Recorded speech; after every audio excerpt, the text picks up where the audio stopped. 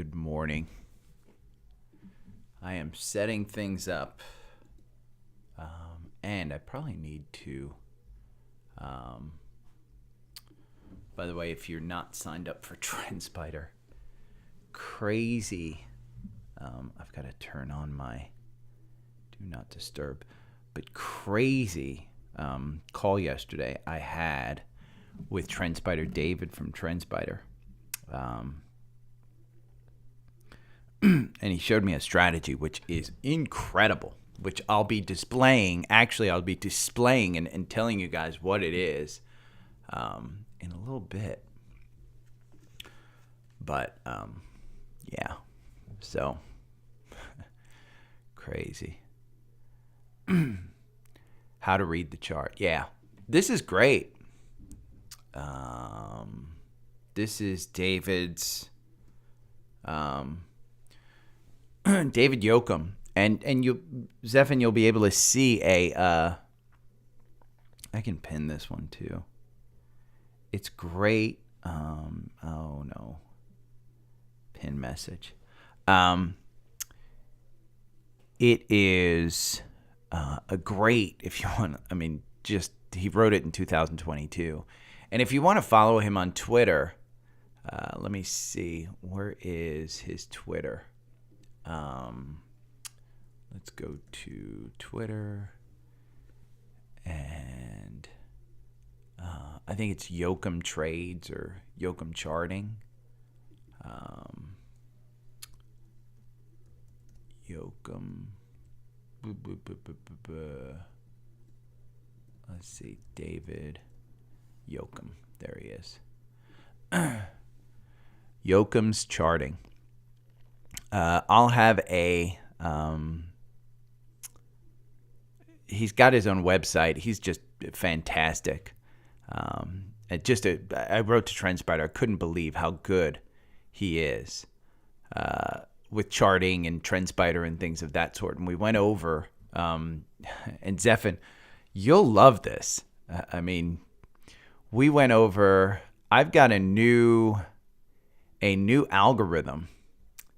And let me see what I'm going to do. I typically don't do this. How am I going to do this? Well, I'll share it with you guys on Trends. It'll be in the video if you get Trendspider. But I'll tell you right now, the setup is as simple as... I can post it in the Facebook group, but it's 65-minute candles on the strategy, and it's price open is greater than price close in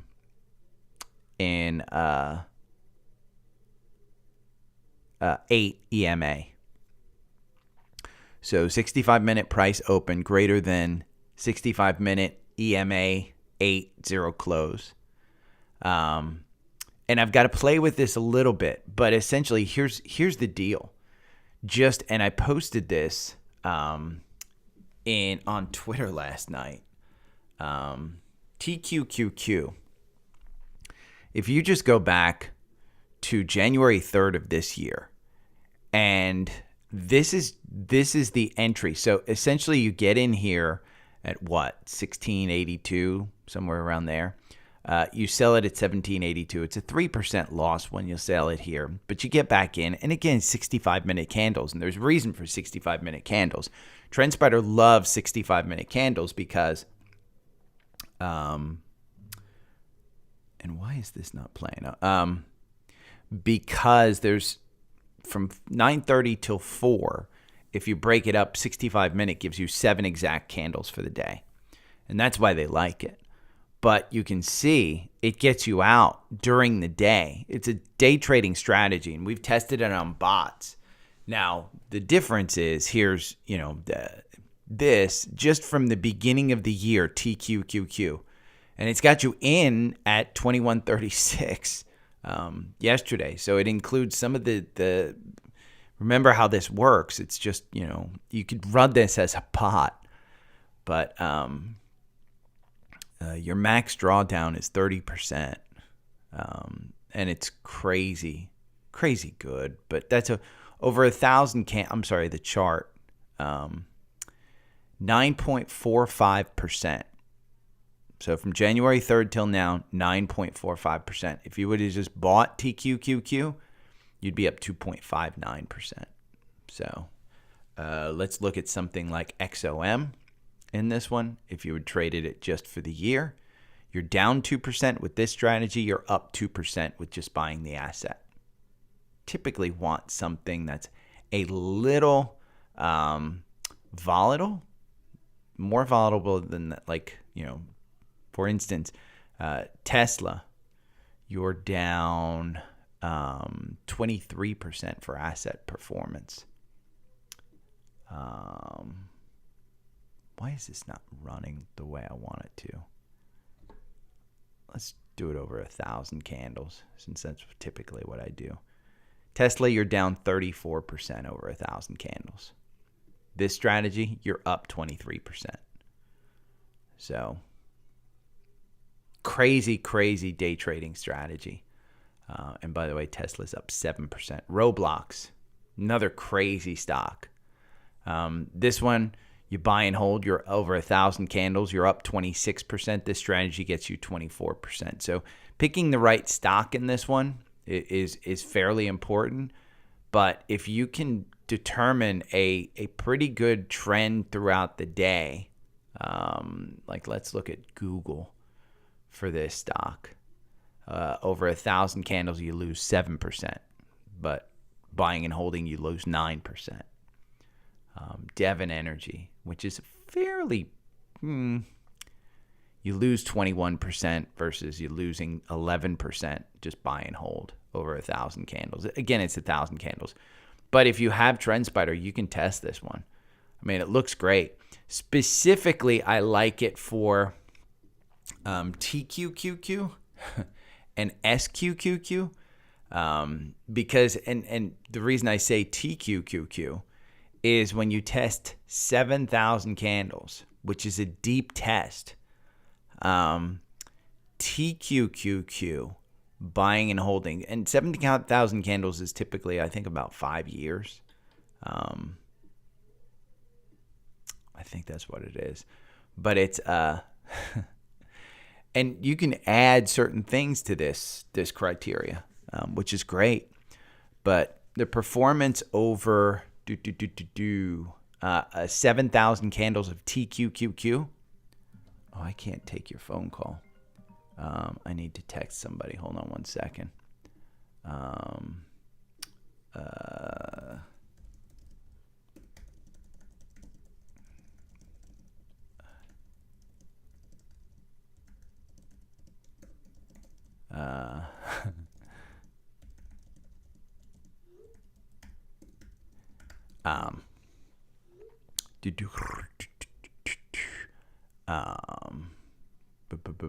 I should tell her where I can be reached, but I'm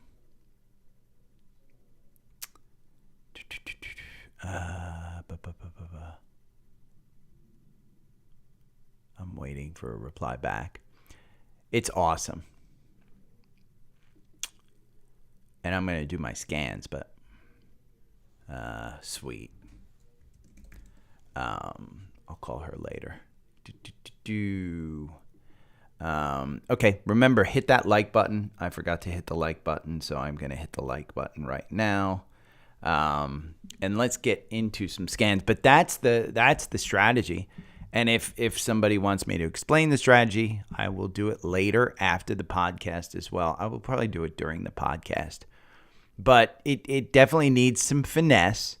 Just simply buying when the price is greater than the 8-day EMA and selling when it's under the 8-day EMA. That's, not a horrible strategy. I like it.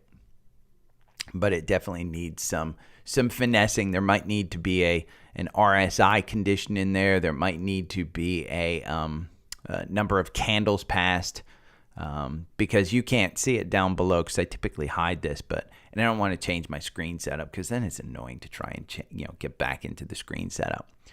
But it's a great, again, if you haven't signed up for Trendspider, once you see the video, I recorded the video with David and I'm going to edit it probably this week, maybe tonight or tomorrow. And I will post it as both a podcast and a YouTube video for you to watch. And it'll be a pretty good, well-edited video. It was a Zoom call, but I'll edit some ins and outs and some titles and things of that sort, some notes down at the bottom, so you can tag along. Wow, Cleveland Clips is up 1.25%. That is one that did anybody get into TQQQ under 20 yesterday, by the way? TQQQ, if we go to let's go to a 30-minute chart yesterday. And here's a 30-minute chart. And yesterday, we opened up at about 2056. We dipped down to 2003. We dipped down to 1998, 1030. I was on with you guys at 1030. I said, hey, get into TQQQ below 20. It's gonna go crazy. Well, your boy didn't get into it because I was busy freaking posting the podcast. Here we are closing at 2144, which is close to a 9% gain, 8% gain. Let's see, where are we at TQQQ? I have Boyle up on my screen right now on Active Trader Pro. TQQQ is at 2190, so you're close to 20%. I'm sorry, 10%. I should say 10%. But your boy called it. Tesla, I totally missed. My bad on Tesla. Still think it's coming down, but he kind of pumped it yesterday during the phone call, the earnings call. And just missed it. I mean, honestly, it's not the first time, not the last time I'll miss Tesla. It's bad. Chris, man, kudos. Legend. I wish I would have gotten in there, but I didn't. Okay, this is interesting. J&J crossed up. Pepsi crossed up. Let me look in my portfolio. One of the things that David and I went over yesterday was if you have Trendspider and you have not set up your own portfolio, set that up. Because your strategies, you should be having a strategy, and your own portfolio should be in that strategy so that at any point in time in the day you get alerts on your own portfolio. Ironically, look at this. I mean, this is what's crazy. I think this particular one was up a lot yesterday. But here's KOLD. You got a secondary. It's a third cross up. I mean, look, you crossed down, and now you're crossing up again. Natural gas futures, initial jobless claims, 186 versus 205 estimate.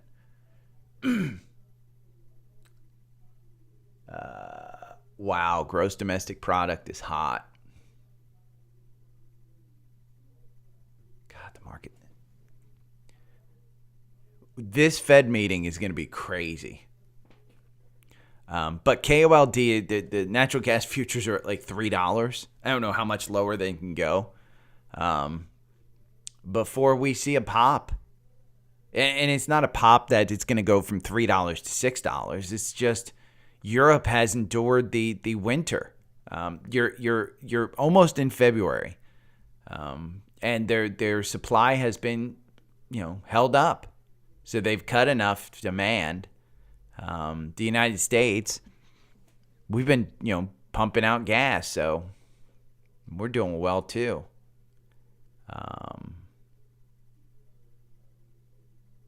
But God, yeah, KOLD. Let's put KOLD into this 65-minute strategy.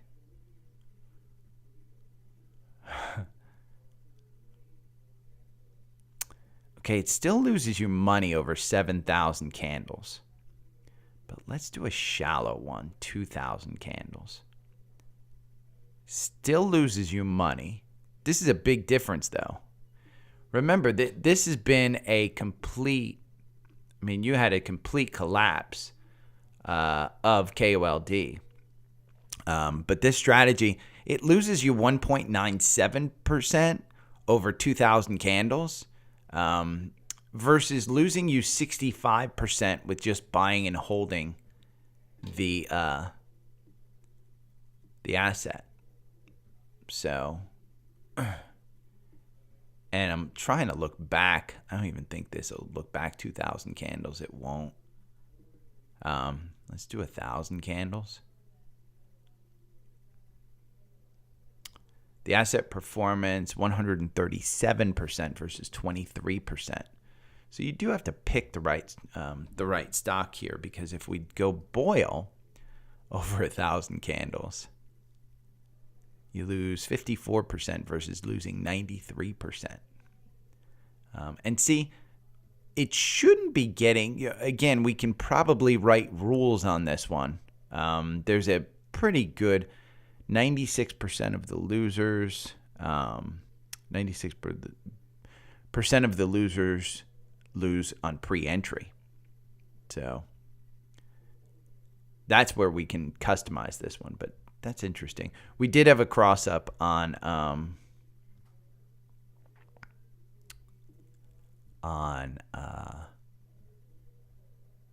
KOLD though.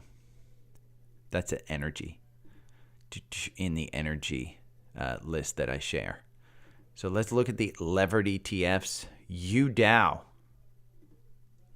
That's the. Is this a secondary cross up? Let me go to strategy tester and test UDAO.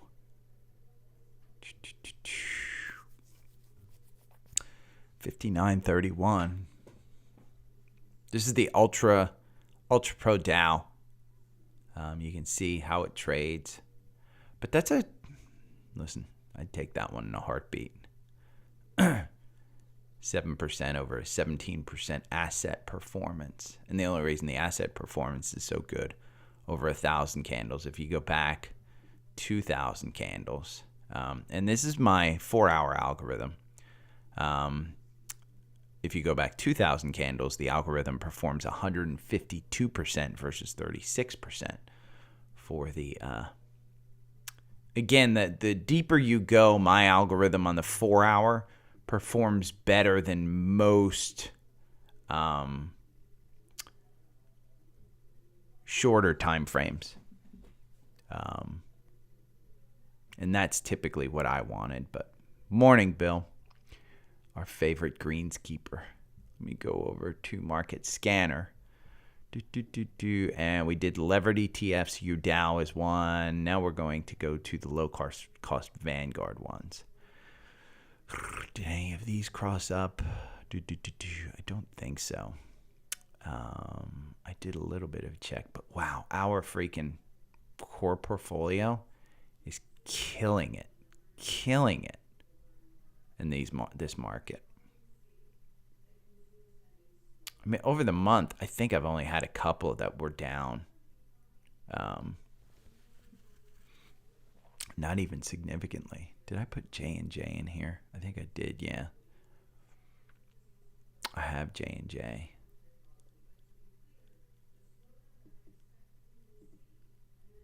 We're going to do this. I'm waiting for it to still go through. Remember, hit that like button. I need to change some words and stuff.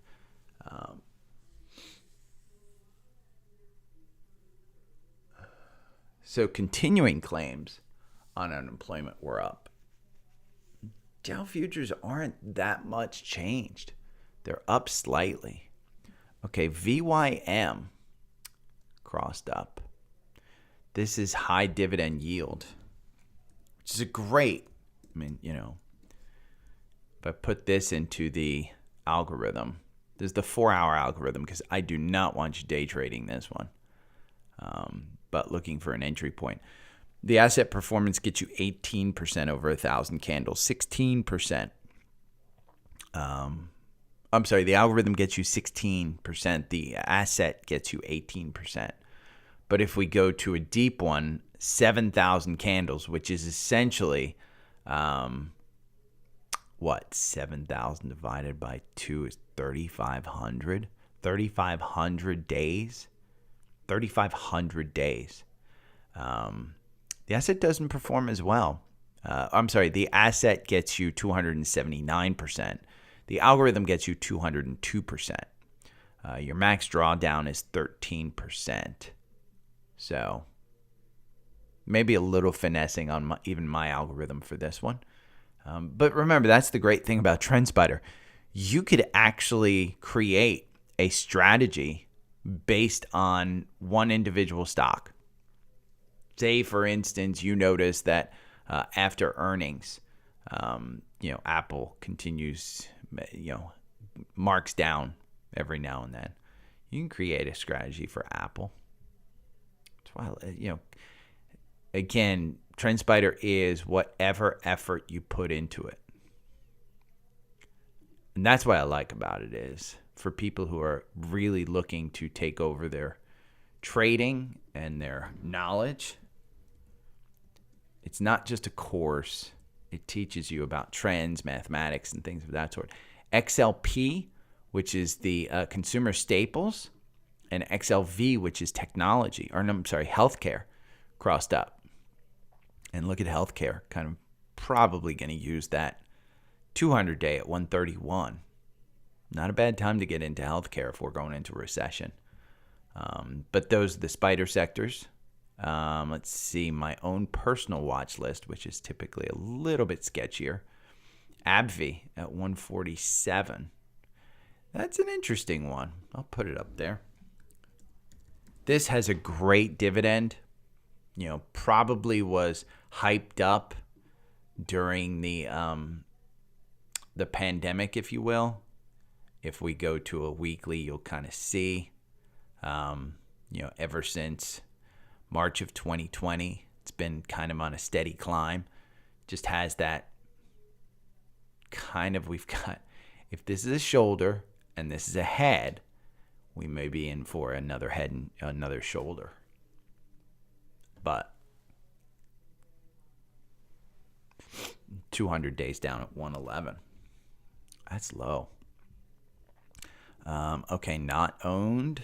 Then we go to the ARC holdings. And we scan this. HXL. Hexel. I don't like that chart.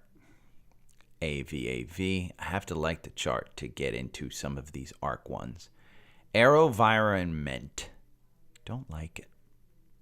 Don't like the name. Don't like the chart. Nothing appealing about that one.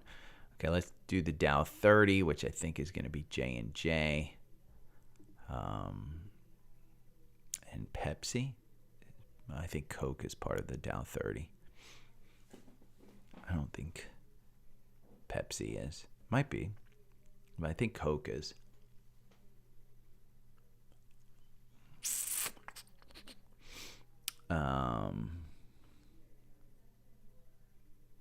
Yeah, Christian. I mean, that Vanguard dividend one, was it VYM? Here. VYM. Let's see what that crazy dividend is. 3.81%. It's up 1%. I mean, here's the thing. Look at the performance 1 year, 0.1. Doesn't have a crazy range of 94 to 115. You're trading at 109. You're 16% above that. But 1 year when the SPY was down 20-something percent, 17%, somewhere in that neighborhood, and you're down only 0.1. I mean, performance quarter, performance month, and you got a 3% dividend. Safe. It's safe. I mean, there's something to be said about safety. So, yeah, and the Dow 30, J&J is the only one that came up. So, we're going to stop that one. For some reason, it's having trouble going through the Dow 30. I don't know why, but NASDAQ 100. Let's see what this does. I may have to relog in. Bum, bum, bum. Remember to hit that thumbs up button. And if you're here for the special, yeah, James, I was wrong about, I have it in my notes. I said, what did I say about Tesla in my notes? I missed this one. I said, up crazy, earnings were decent, but margins horrible. I just missed it. I think what I was listening to the phone call, the earnings phone call. I'm going to restart this, relog in. And I listened to the phone call, and when he mentioned Cybertruck was not going to be a big revenue driver this year, but he expected it to be a significant revenue driver next year, the stock kind of took off. And he also mentioned that the Cybertruck will be his daily driver. He's excited about it. He thinks that it will be a daily driver for him, which is, listen, that's the best advertisement you can give is that he's going to drive it every day. But he won't drive it. He'll just have other people drive him in it. Gilead, that chart, that's coming back down to that gap. I don't want to put that one in. I mean, I don't think that's Pepsi. Sirius Holding. That's an interesting chart. The second Howard Stern announces his departure, though. I mean, look at 612. Let me look at Siri in here. It's 3% above its 52-week low. It's only got 13% to its 52-week high. P's 20. I mean, it's super expensive. It's got a decent dividend at 1%, but nothing that I think I care about. Pepsi's bouncing off that gap. If you're looking to buy Pepsi, that's not a bad time to get into Pepsi, to be honest. I mean, add to it, it'll be up at 180. When it comes back down to 170, you add more. Charter, we talked about this one. I talked about this one down here. I thought it was going to cover that gap. And it absolutely covered that gap right into earnings. Earnings are today, after the bell, I think. I have to look at what earnings are. Morning, Sherry. Morning, James. I hope so. UNH is up. It's flat right now.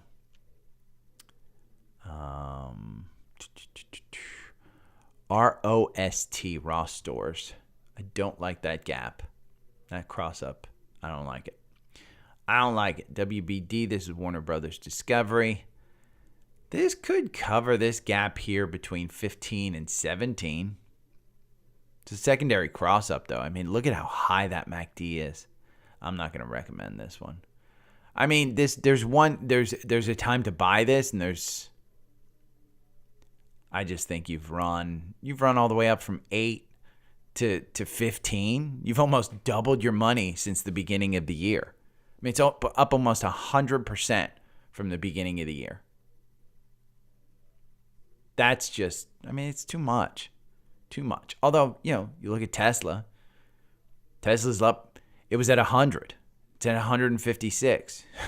You're up 50% if you bought at the low. Crazy. What's that sound on YouTube? Or I'm sorry, on Instagram. You crazy, girl. You crazy.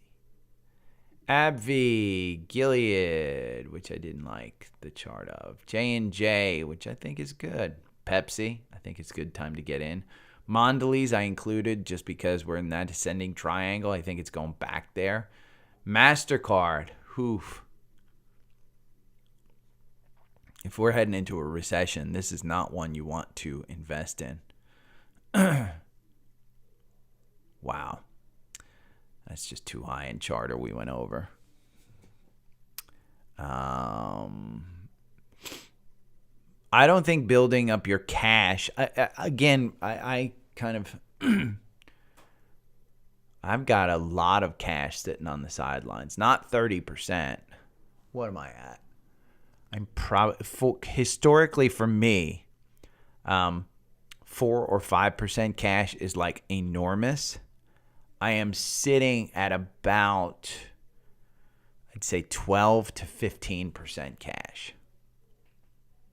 The rest is invested. Charter. Okay, let's look at the energy sector. At some point, I have to change sectors, but I still think the energy sector is just one of the best to invest in. If you didn't know, Chevron, huge buyback. I mean, they bought back Merck. $75 billion. They bought back the company Merck in their own stock. And that's why you're seeing, Occidental Petroleum up, Devon up. I mean, you're seeing all these energy stocks up because if Chevron has the cash to actually do a buyback like that and raise the dividend at the same time, holy crap. I mean, come on. For those of you that may have missed it, I went over the day trading strategy that's in Trendspider. I will have a video with David that actually shows it on screen and some of the results. It needs some finessing. I have not finessed it enough that I'm going to put it on a bot. But XLE is good, Chris. And if you don't pick your spot, your company, I mean, XLE is good. I don't like any of these. I just don't know them. If I scan our energy stuff, that the energy stocks that we look at, KOLD is the only one, and it's gone nuts. But that's a fourth cross up, and the RSI is at 67. The one that I said yesterday that probably is getting killed today, not killed, but SCO. If we go to the strategy tester and we go to our main algorithm, 2330, and you're trading right there at 2327. It's not getting killed. Let me see, make sure that SCO is 2289 is pre-market, so it's a little bit less, but you're putting in that kind of platform there. I like it because look at that RSI down. It's coming off of 35. The MACD's crossing up. You might have some sideways, but I like it getting back to 25 here and taking your 10%. XLE, I'll show you XLE, and we have the spider sectors all set up in a watch list, and it crossed up here at 87.34. So that was January 6th. You got a nice $3 in there, almost $4. It's 5%. In a spider sector, 5%. Within a month, golden. So your support level is 85 right here, the 200-day. Because at some point you come back down there. But if you can find something with a 4-hour where you get in, here, this one, 87.05, it got you in. It got you out here with a 5% loss. But look, 87.05, you went all the way up to 88. 88.52. So it's say 89. $2, 3-4%. And then you lost your confirmation below that 9-day. Should have gotten out before you lost 5%. You can trade it. If we do this on our new algorithm, by the way, the new algorithm for day trading is just the price opens up greater than this. This is on a 65-minute candle.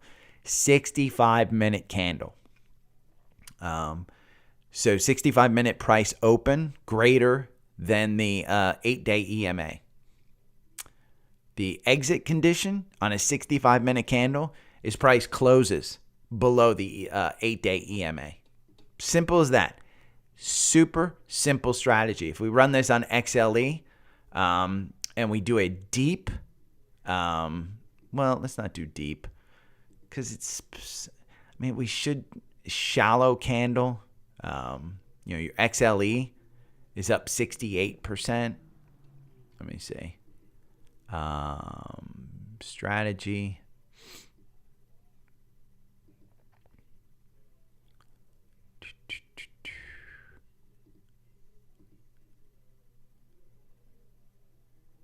Your max drawdown is 25%. So there's your 65-minute candle. And it's a mess. Sometimes trading on a 65-minute candle is tough because you have to be in there. And you can set it up on a bot, but it needs some finessing. But XLE is, again, if you go to a daily on XLE, look at a daily. Boom. See? Hugging that 200 day. Under that 200 day at 70, should have bought. Should have bought. Under this 200 day, should have bought at 66. Should have bought at 66. Above the 200 day, just use the 21 day or even the 50 day. We're under the 50 day and you're just crossing above the 50 day. So, still has positive momentum. You pull it back to here. And you've created a volume shelf right up here about 90. So 90 is about where it's probably going to sit. Stocks are up big. Stocks are up. Economy's going well. I had a huge down day yesterday and all came back. Okay, I'm going to start the podcast. Hit the like button if you guys are listening. I'm kind of going to go over, just so you guys know. Oh, this is one if you're interested in energy. VDE, which might be a little bit better play.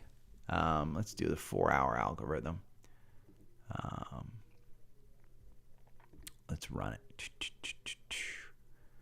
So here's the 4-hour algorithm. Boom, boom, boom. VDE gets you in at 120. The algorithm on this one makes you 51%. Buying and holding the actual ETF would make you 124%. That's over 1,000 candles, so it's 500 trading days. Your average win is 10%. You win 37% of the time. But typically for these, I use the 200-day, and I use that entry as kind of a way to get in. So, but VDE is we'll look at VDE pays a 3.54% dividend. XLE pays a 3.57% dividend. So pick and choose your battles. They probably, let's see, performance 1 year 43% on XLE, VDE 43%. I mean, they both kind of pay out the same. Not a bunch different, but Chris, it's just interesting to look at the spider sector, look at your different energy ETFs. I have that one written down.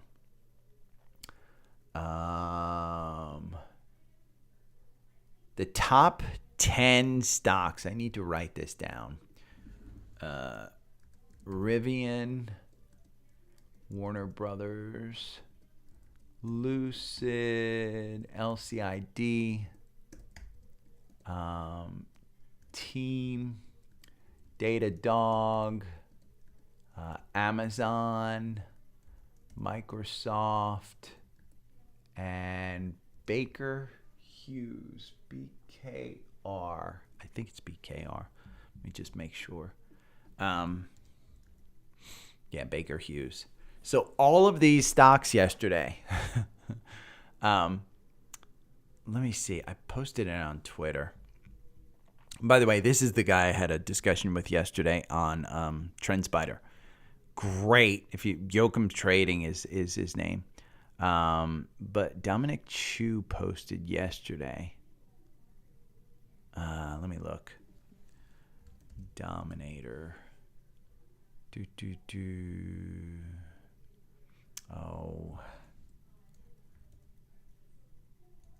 There he is. The Domino. He posted yesterday. 10 golf of Thames teeth throwing incident and Rory ignoring Patrick on the range. What is this? I don't even know this.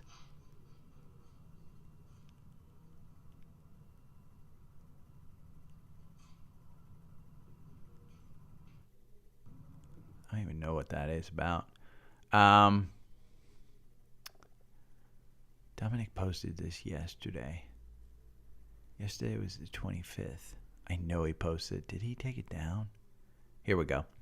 9 stocks in the NASDAQ 100 have rallied by 5% off their intraday lows. That's what they are. So let me put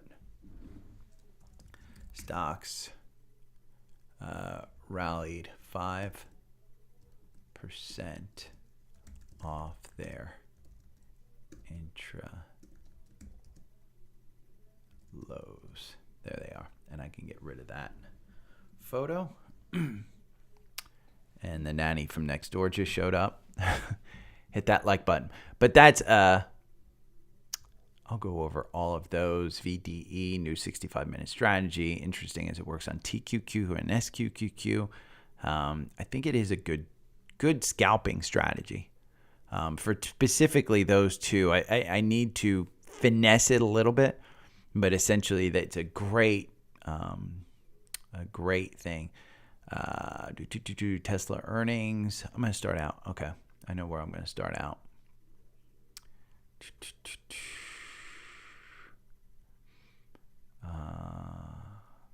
Okay. Hit the like button. We're going to start this puppy up. I should be talking about GDP and the unemployment data. Calmness. You guys ain't chatty at all this morning. Okay, let's start this up. Did the dog just cry? The dog just cried. Okay.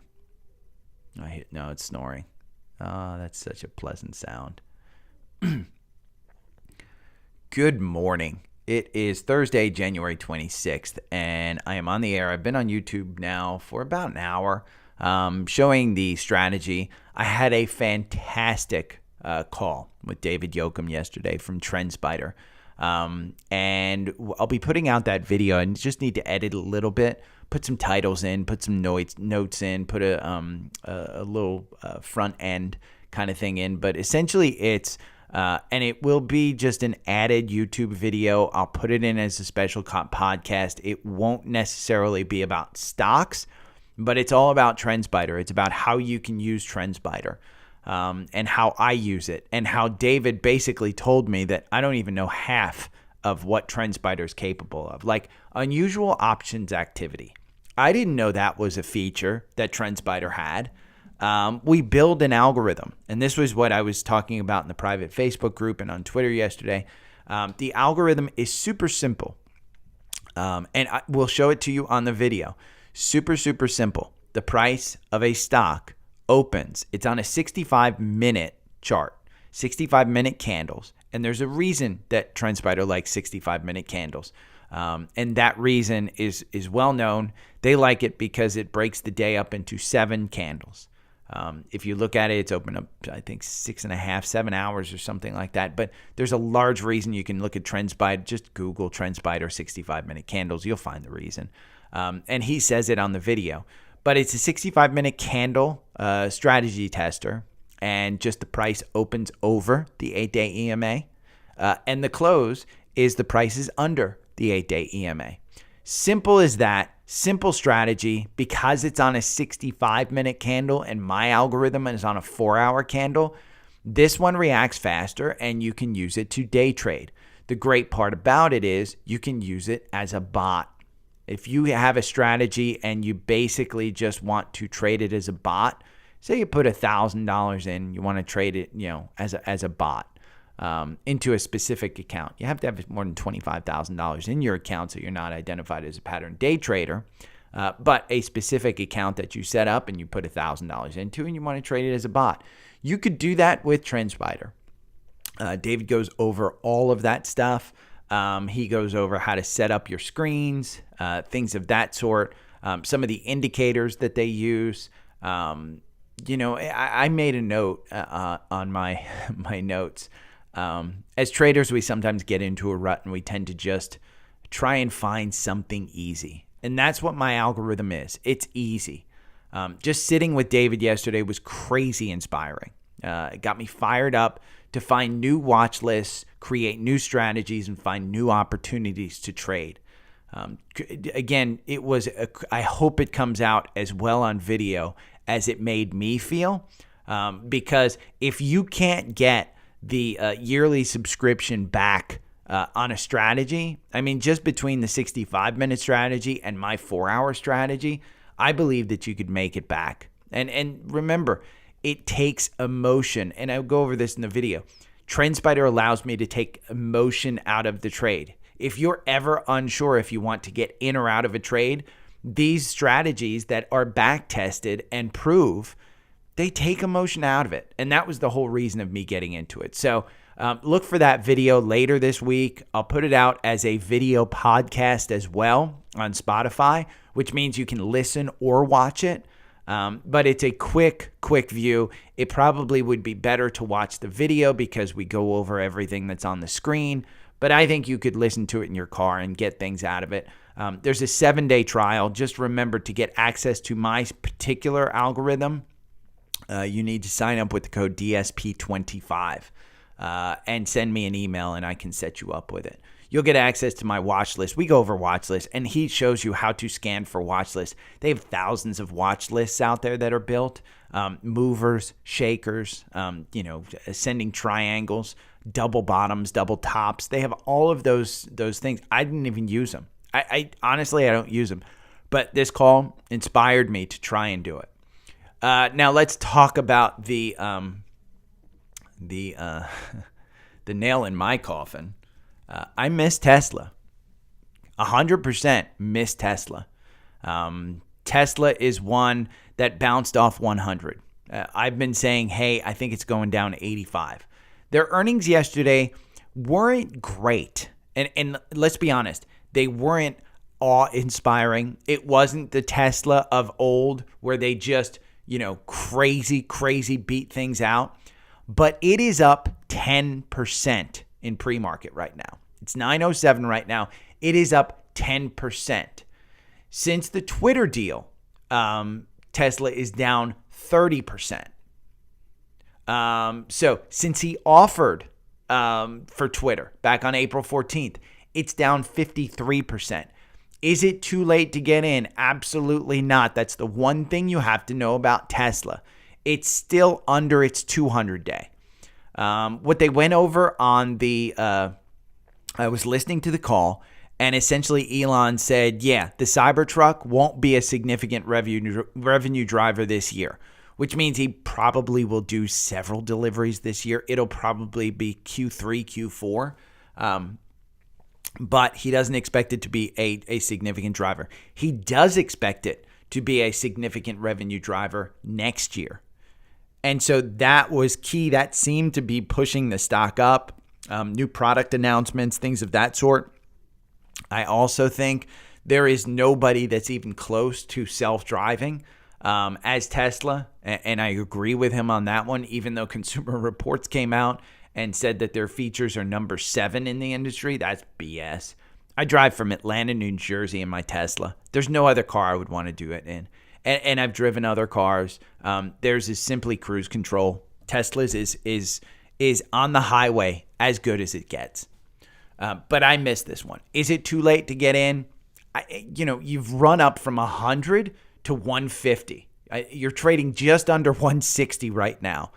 The 100 was back here on January 6th. You hit 101. You bounced off 101. If you wound up timing this at 101, you're up 60%. 60%. So, but you are under that 200 day. So is it too late to get in?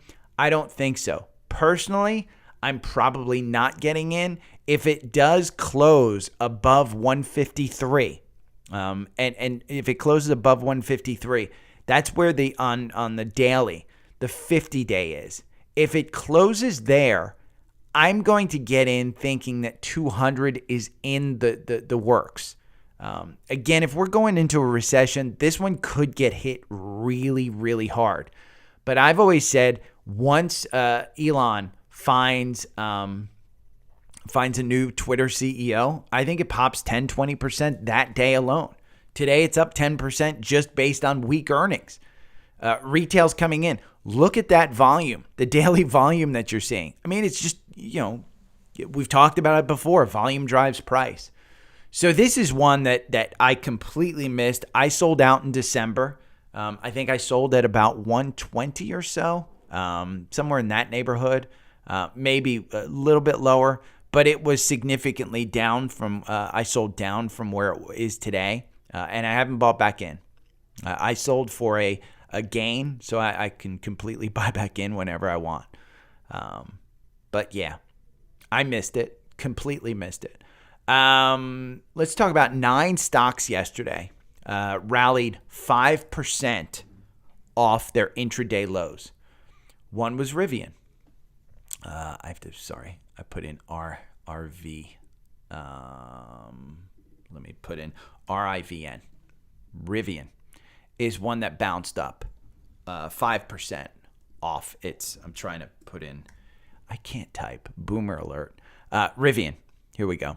So yesterday, it went down to the low was 1712. It closed at 1867.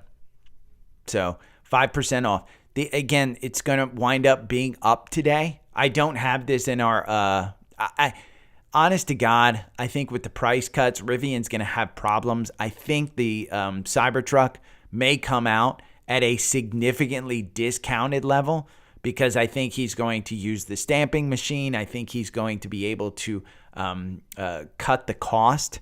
Because remember, he promised my Cybertruck, which was the tri-motor, he promised that one at $68,000. I mean, I'd pay $68,000 for that one all day long with a tri-motor. I don't think he's going to come near it. Another one that rallied over 5% intraday is Warner Brothers. This one is crazy. 9,617 on December 28th is where the algorithm would have gotten you in. Today, it's up at 1452. That is a crazy, crazy run. It's going to open up way up again. Lucid is another one that rallied. And this was all before Tesla's earnings. They're going to be up even more today. Lucid, the algorithm got you in at December 29th at 660. You're up at 887. You're coming up here probably. I don't know that you're going to get to this gap, which is at 13. Personally, Lucid to me has a problem. Just, it's not great. Atlassian Corporation, Team, T-E-A-M, this is a software company. They rallied 5% off their low. Datadog, D-D-O-G, they rallied 5%. The algorithm on this one got you in at 69.03. Right now, it's only trading at 70.75. But yesterday, it went all the way down to 65.60, closed at $70.75. The volume on this one is enormous, the volume spike on the selling side of this one. Their earnings are coming up on February 15th. This is one that has been a complete S show, if you will, down from 100 and you're trading at 70. It's a high valuation software company. Still has time to come down because if we go over to FinViz and we look at Datadog, they're not making money. Their forward PE is 60. Price to sales, 13. Earnings per share expected to grow at 27. If these guys bring their forecast down, you're going to see it get absolutely decimated. Amazon rallied 5% off its lows yesterday. If I can pull this one up. It is up 1% in pre-market. It is at 98.20. The algorithm had you in at 83.12. We kind of saw a button hook yesterday. Yesterday's low was 91.52. Boy, you're at 98 right now. Don't you wish you would have gotten it at 91? Don't you wish? What's that song? I forget the song. But Amazon is great. Microsoft, they reported earnings, and God, the CEO said, you know what? We're going to have a tough 2 years. Well, Microsoft went down all the way to $230. I said it yesterday. Anything with a 2.3 handle, perfect. Anything with a 2.4 handle, you're fine. You're trading at 240.55. Anything with a 2.2 handle, oh my God. Buy it all day long. This one's going to just, print money. And BKR, Baker Hughes Company, this one rallied as well. Ironically, it rallied so hard the algorithm got you out. The algorithm's not great on this one. BKR, let's see. Are they a consumer goods company? They're an energy, oil and gas. They're not making money. 2.45% dividend. They're up year-to-date 4.9%. Performance for 1 year is $14.52. Initiated coverage with a $36 price target. That's the most recent and the only one in 23. Back in 22, there were several. $29 price target and $35. So you're at 31 right now. There's a $36 price target on it, and that just came about. I mean, you could have gotten it yesterday for $29. So all of those, crazy, crazy good. Let's talk about a podcast favorite, and maybe some people's not so favorite, but Chevron. Chevron Corporation announced a $75 billion buyback.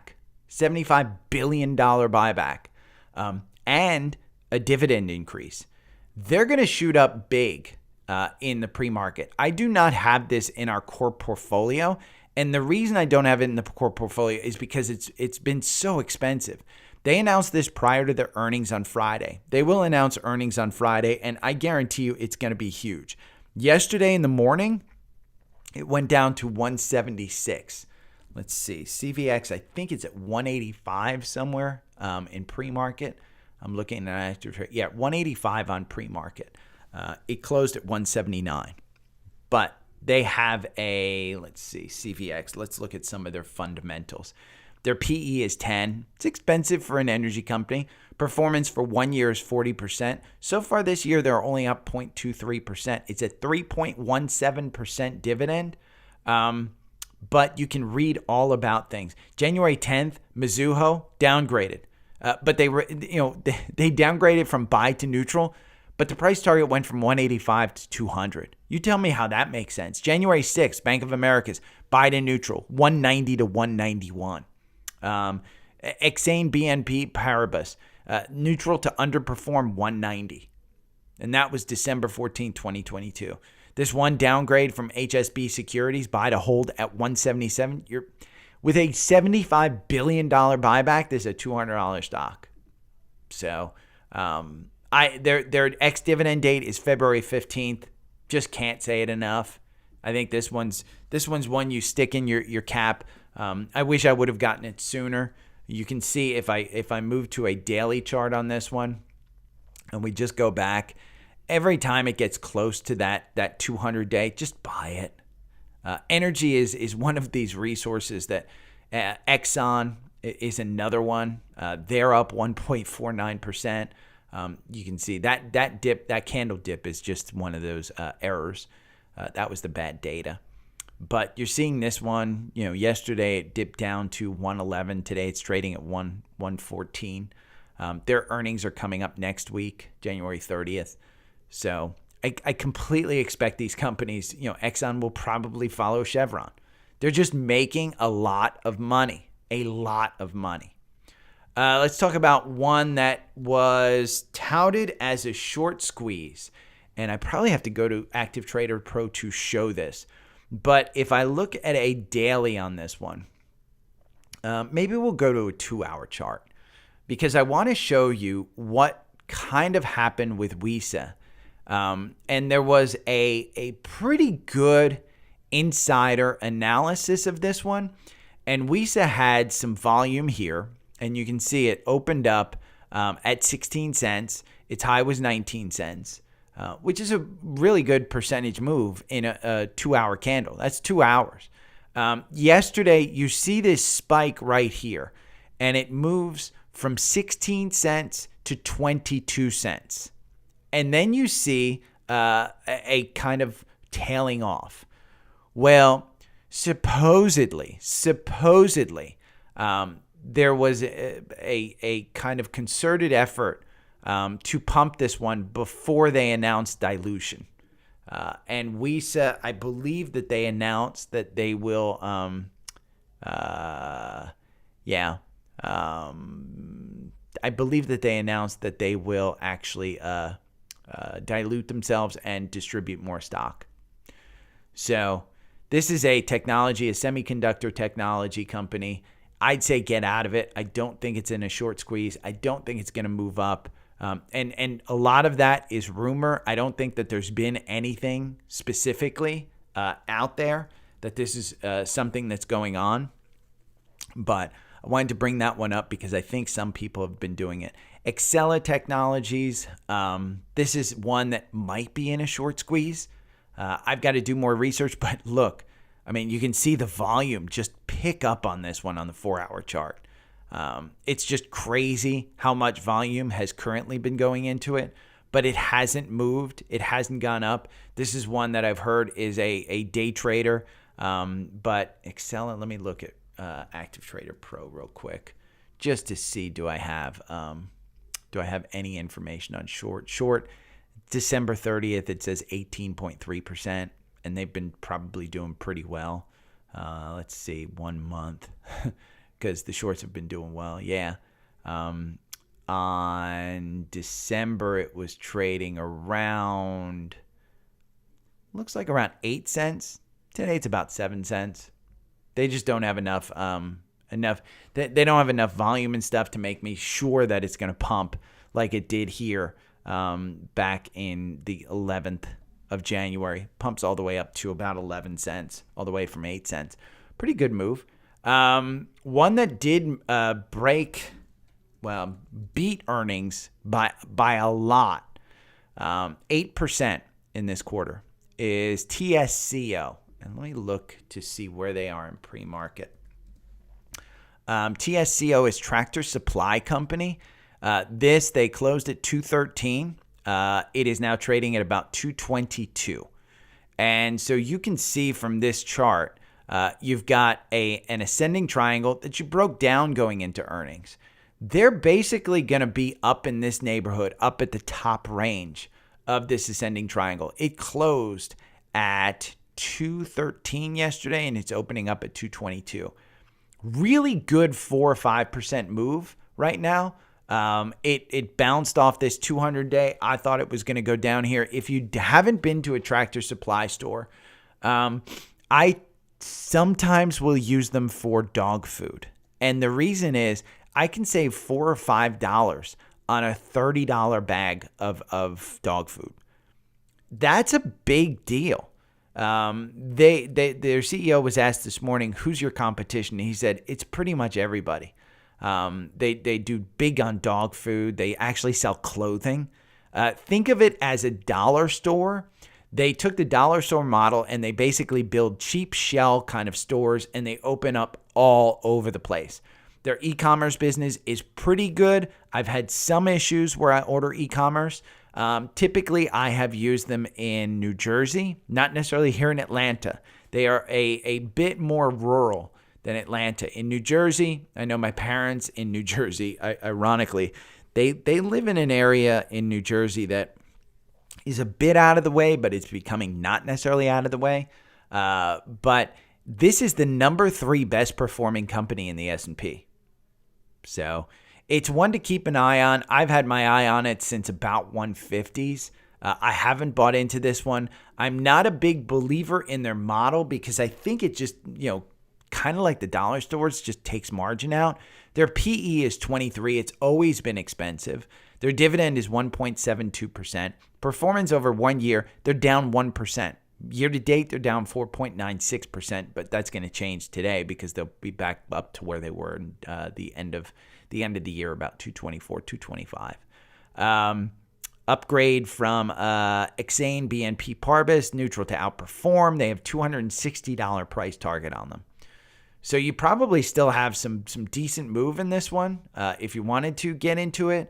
But my algorithm doesn't work on this one. It's been if you go to the daily and you just look, it's been a pretty well-performing stock. All the way from last year. It kind of, 2022 April, all the way till about October of last year, just didn't do that well. Kind of, fell into down to 166. It looks like. Back in May of last year. But it's in that ascending triangle on the daily, and it's back in that thing, and the ascending triangle goes all the way up to 230. The price target of 260 seems crazy to me. Comcast, CMCSA. I think that's the symbol. Yeah. CMCSA, is they reported earnings, big move on guidance up. I believe their Peacock division was doing pretty well.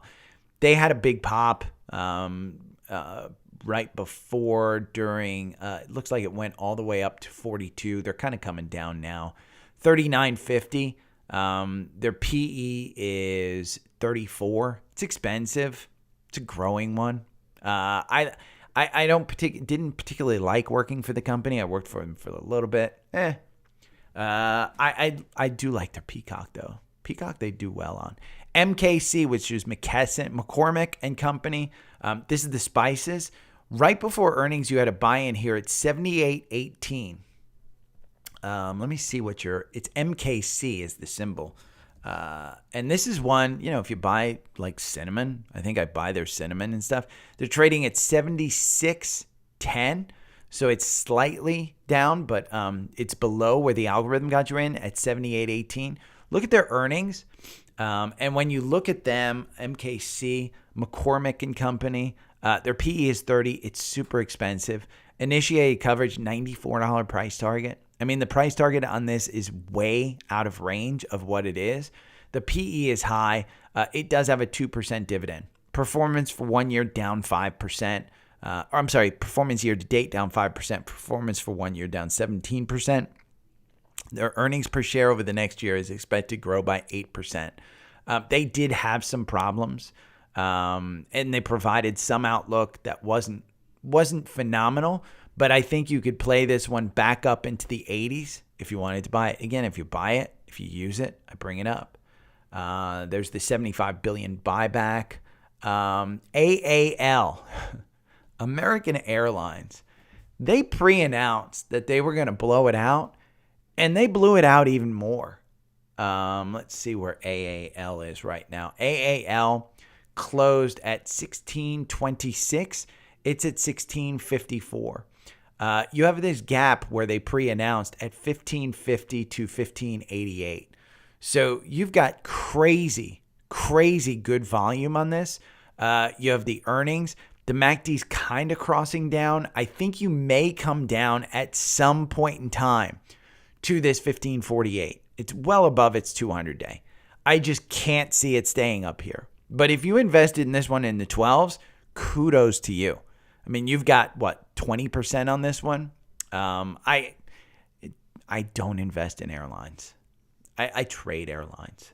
It's just, they sometimes, they just go through money like there's no tomorrow. So, Jake from Trendspider posted, and if you want to look up his Twitter, let's see, Jake, there he is, Jake Woloski.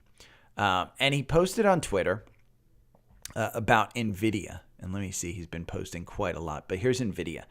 The 50-day SMA just crossed up through the 200-day SMA as price broke down out of its downward trend. So he has this chart that shows it. Over the last 24 years, the cross up has happened 12 times with an average move of 112% before the 50-day SMA crosses back down. The win rate is 75% on 12 positions. Not a huge amount of positions. And here's his chart so you can see it. And you see trend breakdown, 50-day crossed through the 200-day. Average move. There we go. Here's the cross that happens. You're at 189. Again, that trend line, average move, 12 positions. And he basically mentions right here, the back testing is a great way. I don't know that you can see that one. Let me see what you can see. No, you can't see it. He mentions this is all, the way he knows that how it happened, it's back testing. Down here at the bottom, you can see all the back testing stuff.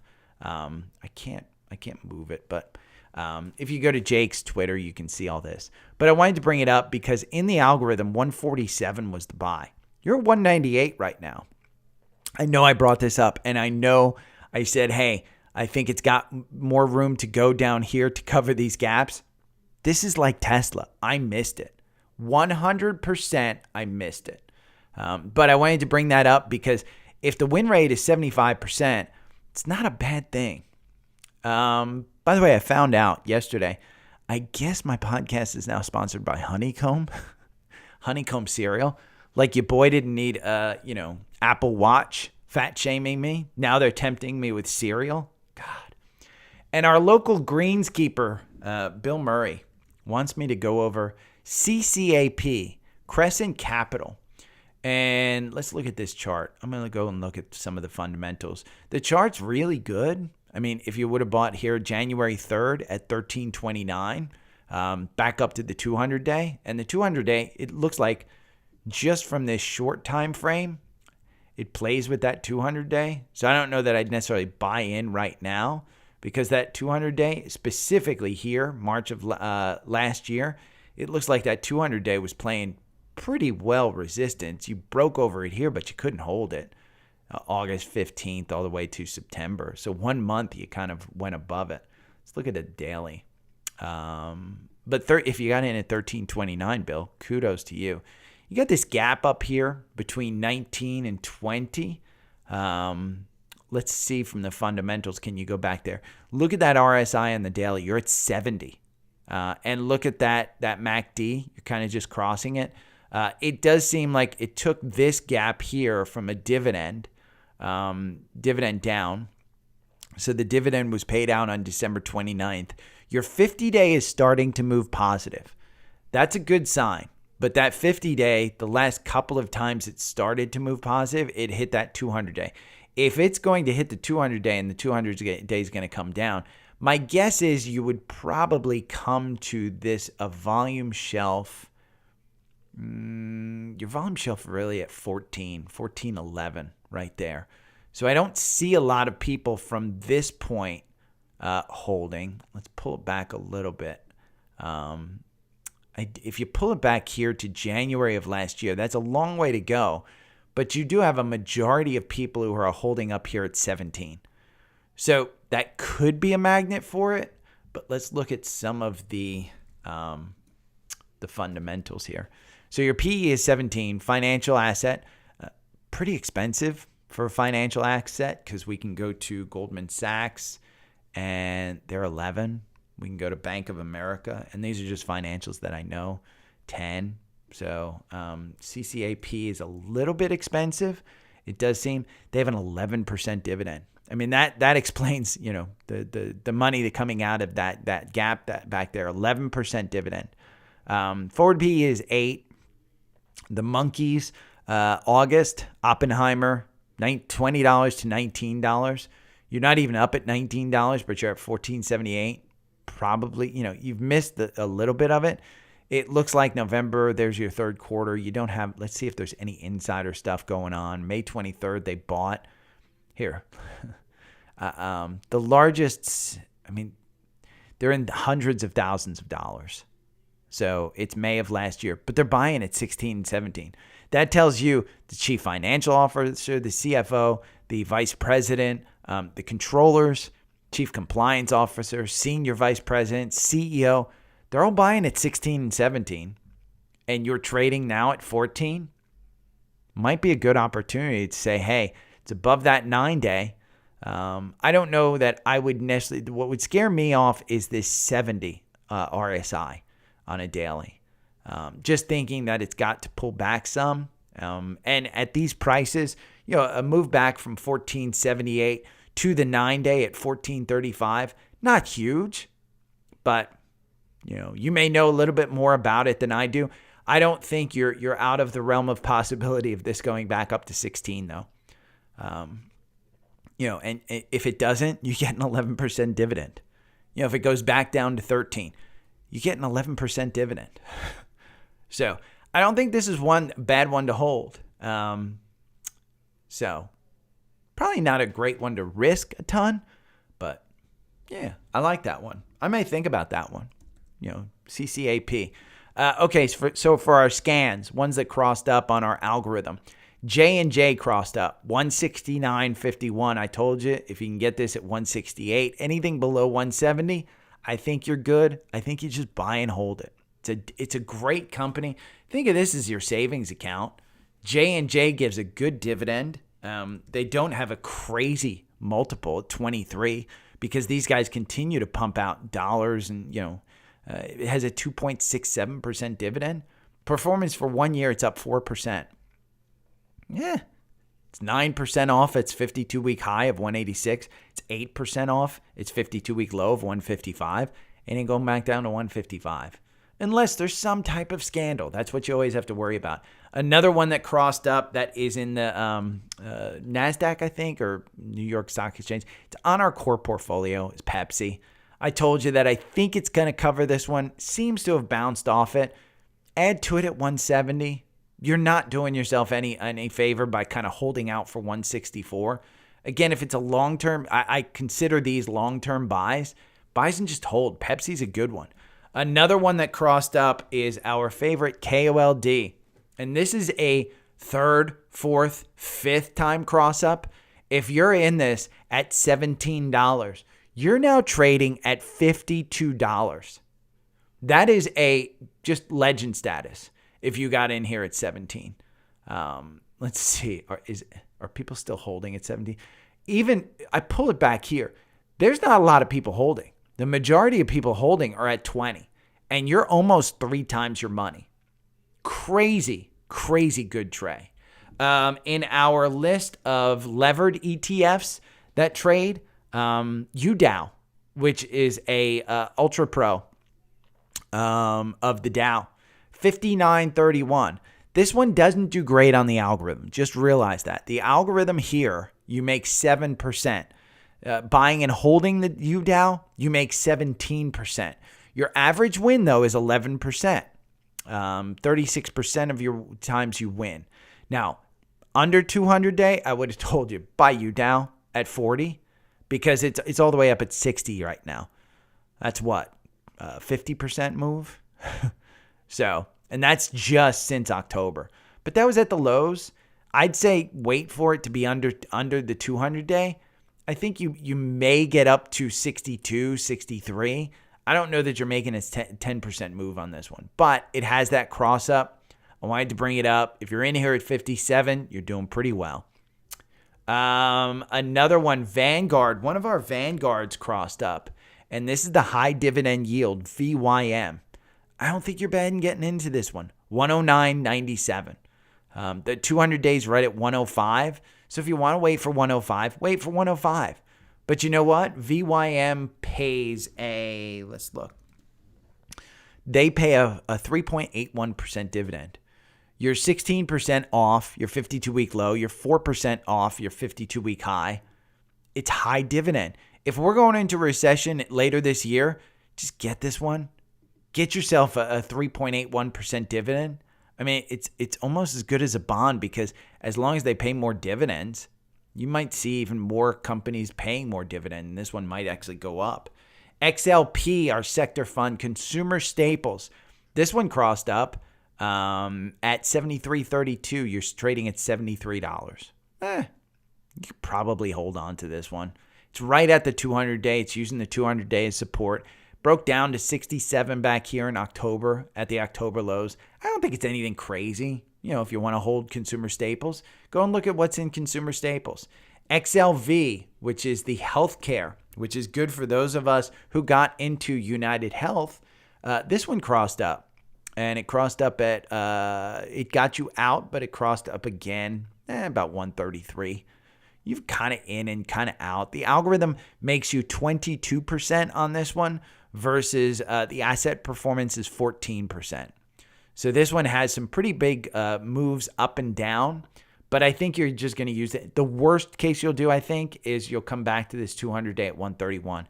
This one's had a great move. I mean, look at that move in a spider sector from 125 up to 136, a nice 7% move, but you could have sold here where the button hook happened.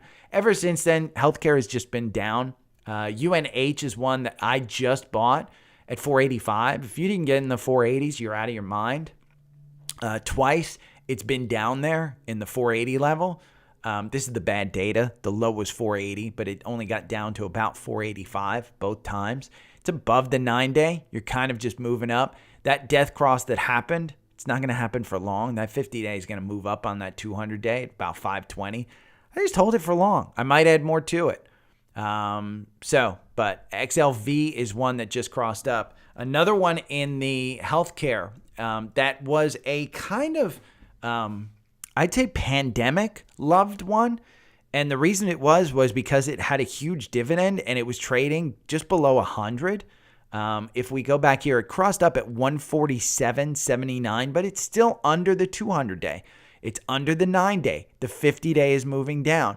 But I think at 147, you have this gap up here that could be, if that starts moving more to the positive, it could start moving up. But again, am I in a rush to get this? The RSI is down at 29. I think you're probably just putting in some type of level here. But with ABV, ABBV is the symbol, if I haven't said that. The dividend is 4%. And so it's just been a positive dividend play. Performance for 1 year, it's up 11%. Performance year to date, it's down 8.5%.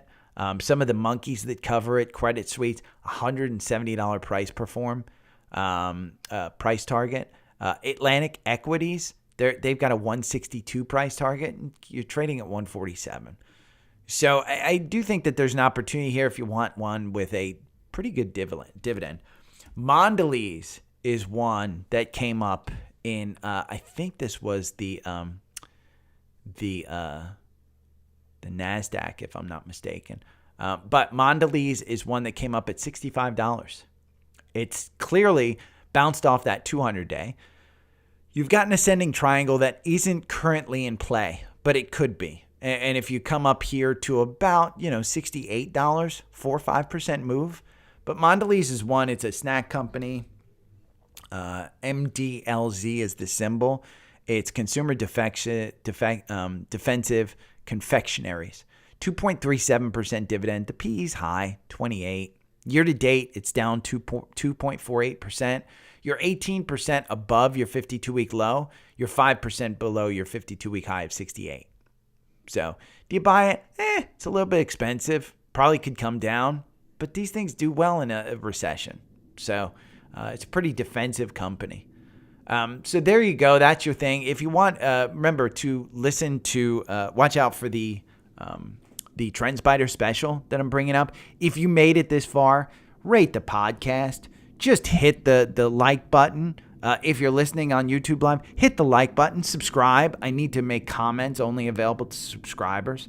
But yeah, KB on YouTube Live. Can you talk about BOIL? I'll talk about BOIL afterwards. I went over KOLD. It's just, natural gas is down at $3. It shouldn't be at $3. It's at $3. You're heading into the summer. There's no reason for it to go up. It needed to come down just because supply is outweighing demand. Europe did a great job of cutting back and making sure that they didn't overuse, and their supply never ran into a crisis. So that's what you got with BOIL. Trades on the futures. So you're heading into summer. I don't think we're looking at it coming back up, but I'll look more about it in YouTube. Again, look out for the Trendspider. Rate me. If you're interested in signing up for Trendspider, it's a 7-day free trial. Wait to watch that video. Once you get it, sign up for a 7-day trial. Use the code DSP25. You'll get 25% off. It doesn't charge you until after that 7-day trial. So, but just be sure to use the DSP25. That way I get an alert that you signed up, and I'll share my 4-hour algorithm with you. We share the 65-minute algorithm right on the course. So, and if you're watching on YouTube, I can show it to you now if you're interested. But if you're if you did make it this far, just make sure to rate it. And if you want to tip me, I think James said, hey, anybody who invested in this one, tip Gary. And I forget which stock it was, but I think it's up like 60, 70% or something. Only tip me when you make money. And if you look at the link tree down below and you want to tip me, think of me as a bartender. I give you a bunch of plays. I even sometimes trade live on YouTube. So join us there. But if you have any questions, hit me up on the socials. Join our private Facebook group. It's all free. I don't charge for a damn thing. The only thing that I try and sell you, there's 2 things. Visible phone service, because I pay $30 a month for my phone. If you're paying anything more than that, look at the link below. It's $30 per month. You can use my link. You get $20 off your first month. I get $20. That's one of the 2 things that I'll say. The other thing that I'll say, subscription to Trendspider. And the subscription to Trendspider comes with my algorithm, my watch list. I give you it all. It's free. The subscription costs you a bunch. I get paid for that one. So you're paying, that's your tip. But I don't sell you, your tips. You can go and find, my goal is that you go and find your own stocks, that you guys bring back the stocks to me to look at and say, and then I can say, damn, man, I wish I would have seen that one. And I can take a hit off my vape and I can say, damn, bro. But yeah, that's my goal, is to create where you guys share something with me that you found in Trendspider. So that's why I'm so passionate about it. I pay for it. I love it. I'm just a fan, and I geeked out yesterday with David on the YouTube on the video, and hopefully it comes through like that, because it's so deep that just the program. I don't even use half this stuff. Because again, like I said at the beginning, I kind of get into a rut where I just want plug and play, but then I get inspired and I'm like, damn, this thing's so great. Let me try and use it again. And then I realize how much I'm missing out on. So again, I'll be back tomorrow. Hopefully we get some great news from Chevron again today. Hopefully you're up. Amazon's up 2% in our core portfolio. Google is up almost 2%. In our core portfolio, Oxy's up 2%. PanW, which is Palo Alto Networks, up 2%. That one's just been a flyer. God, PanW has just been a flyer since it bounced off of this 134. Qualcomm has been a monster stock. Roblox, I think it's hitting that $40. Qualcomm, we had a buy-in at 107. You're at 133. And this is all in the core portfolio, by the way. So if you're tracking that and you have Trendspider, you can just look at it. 26.61 is the buy-in on Roblox. You're at $36. That's a crazy, 40% move? 30% move. Shopify is in our core portfolio. I personally own this one. I've been dollar cost averaging into this one. $34.32 was the buy-in. You're $48. Snowflake is up 3% in our core portfolio. 135 was the buy-in. You're at 151 on Snowflake. Let's see. Tesla. I've missed Tesla, but God, the algorithm didn't miss Tesla. 119 was the buy-in. You're at 158. Taiwan Semiconductor. This is a Buffett favorite. It's in core portfolio. 74.29 was the buy-in. Right as it dipped under the 200. You're at $93 right now. UNH. We had a 486, I think. I wound up getting it at 485.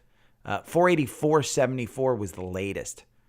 You're at 492. It's going up over 200.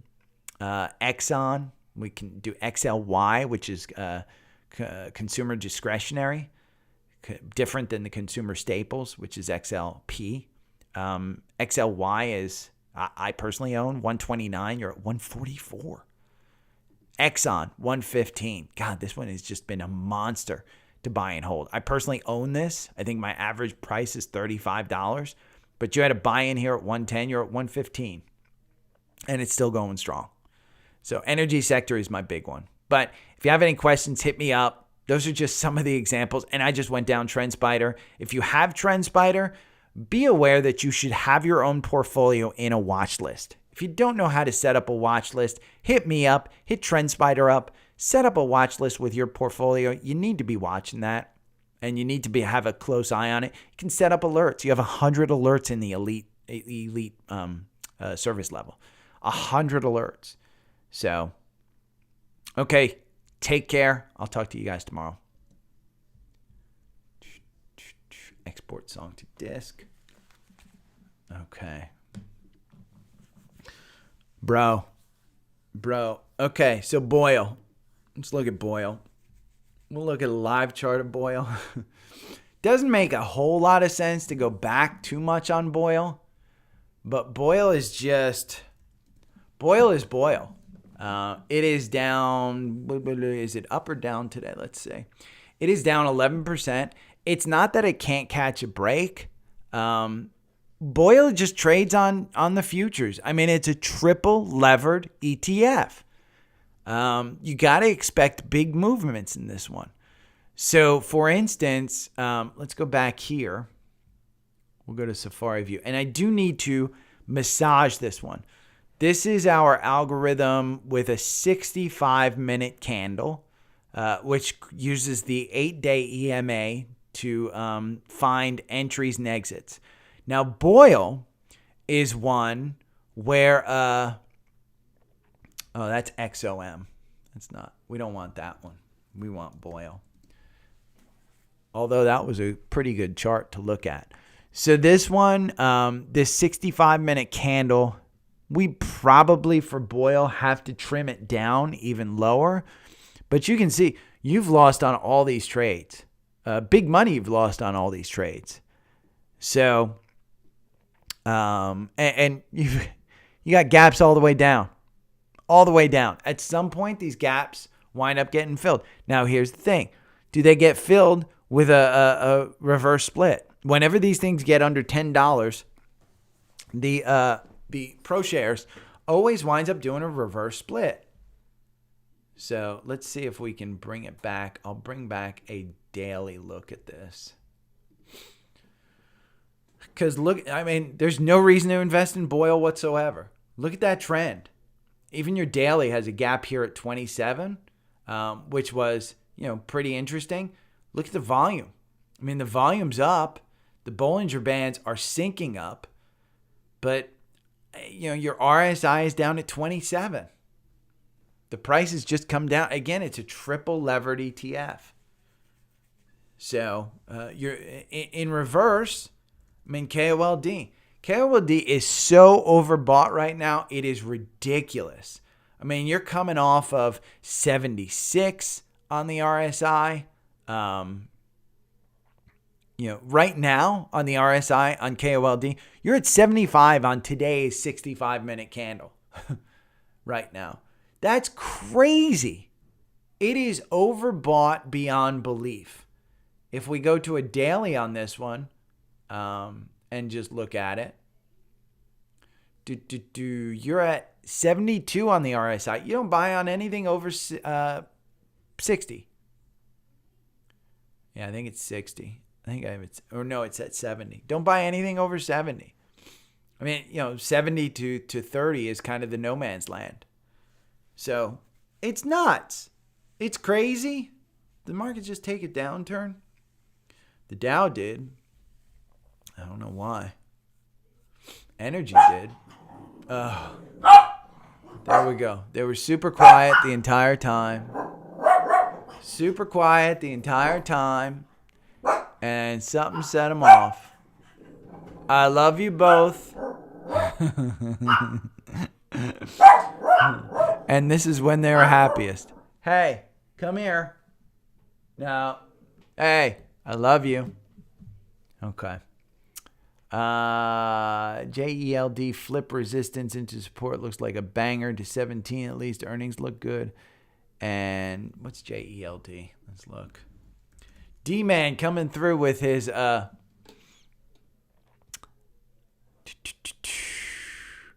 you think 17's in the cards here? Geldwen. Isn't this like a window?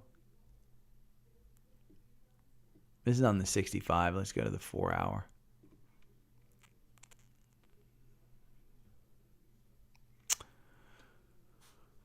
There's that gap.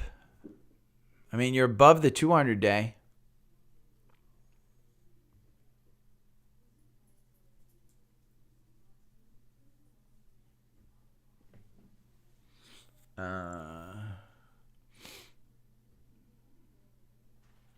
Let's look at JELD.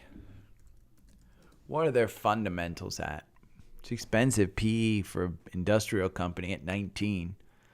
No dividend. You're up year to date 17%. Wow, what a killer stock, up 17%. You have multiple bottoms here at about 8, and that was back in January, it looks like. JP Morgan, 950 is their price target. You're at 1147. They just announced earnings, so let's see what the insiders are doing. 10% ownership. They're all buying it. Shit, they're all buying.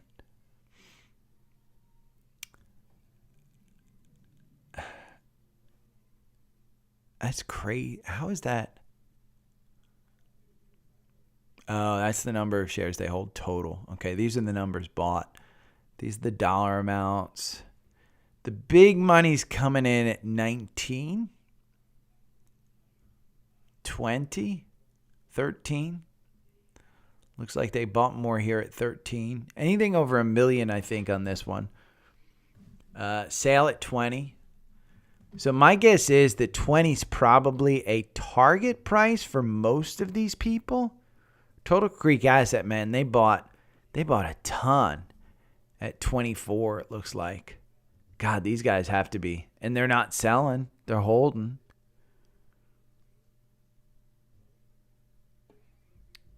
JELD. Let's look at the daily.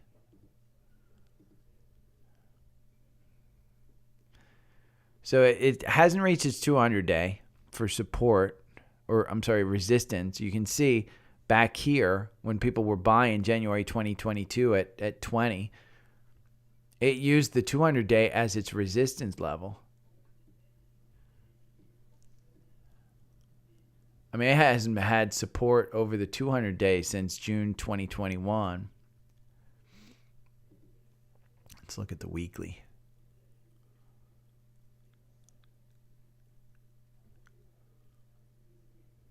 I mean, here's what's crazy. It's got to be a better business than it was when we shut down in March. It's Windows. How is it not better than, cost? Cost, I guess. 13 cents, 47 cents, 52 cents. They're up at 71 cents a share on earnings.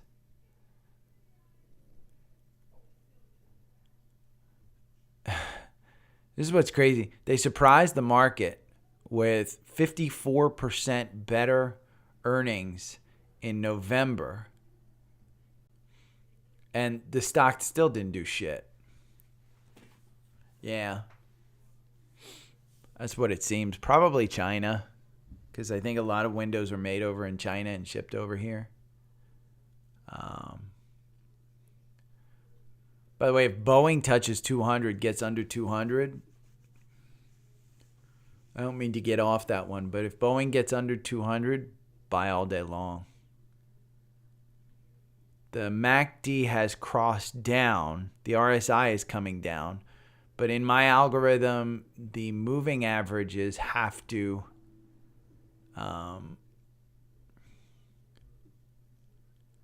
these moving averages have to cross down, but you're getting just a cinch up right there.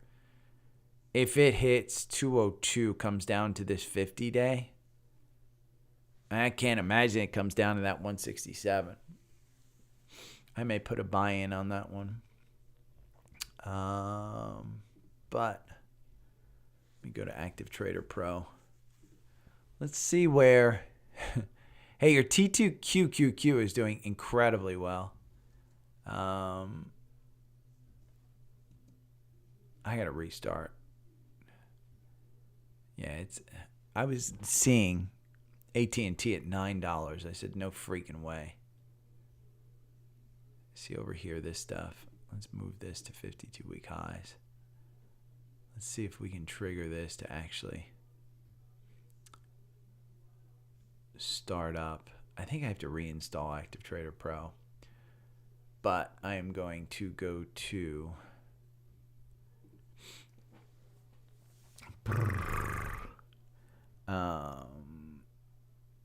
I'll look at Cat, Gel, Door, and Para. Para is Paramount, right? D-Man.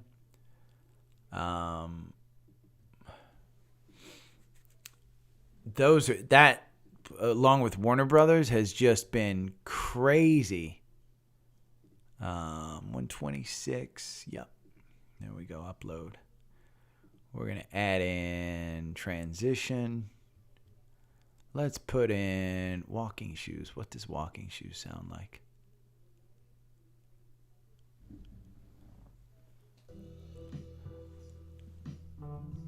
I like that one. There we go.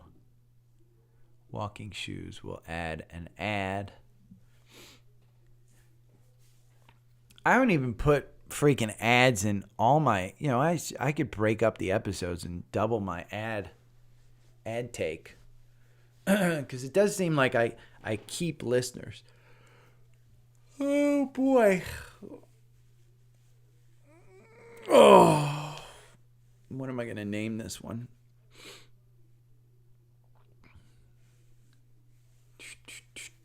I think I'm going to name it Tesla. Is it too late to buy Tesla?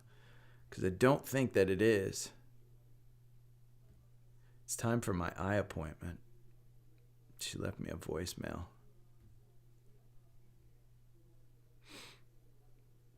Oh, man, I didn't get my update on my Apple Watch. Mofo.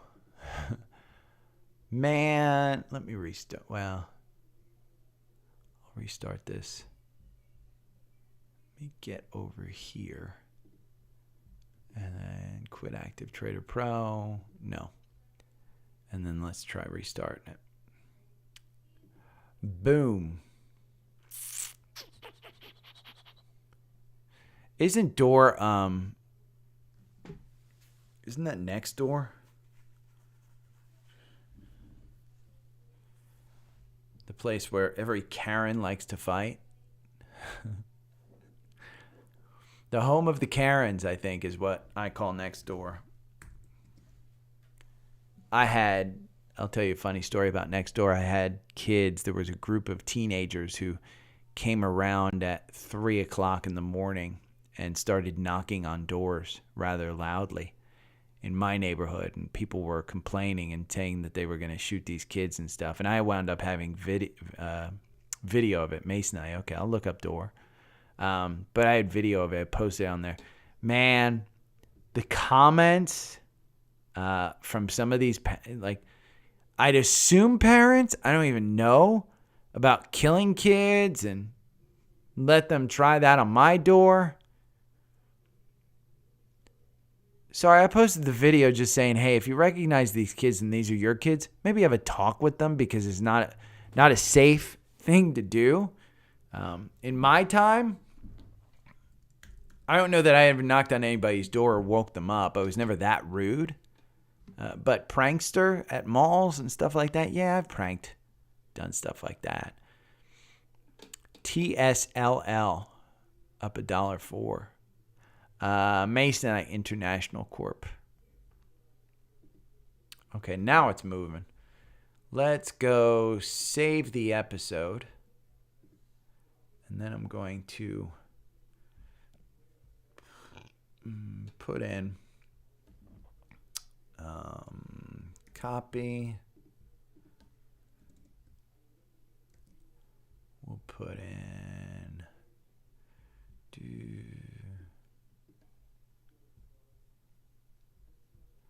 we'll copy Wisa. Do not touch it. Do not touch it. And I put pictures in my notes, so I have to copy and paste around the pictures. Okay. And then I've got to go to Anchor and get, what did I add in? Oh, I added in the folder. I was going to say.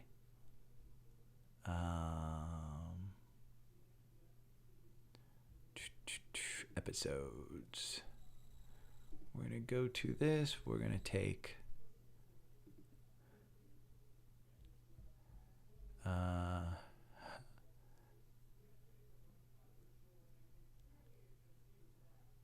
notes, copy, and we're going to paste.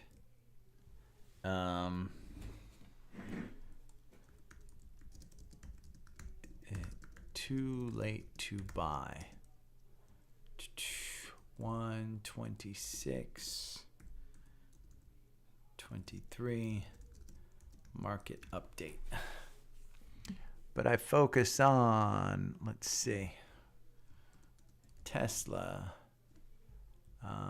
We're going to take these.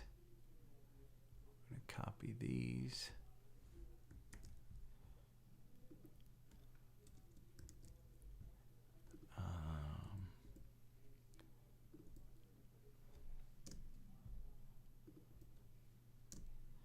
I don't know why it inserts.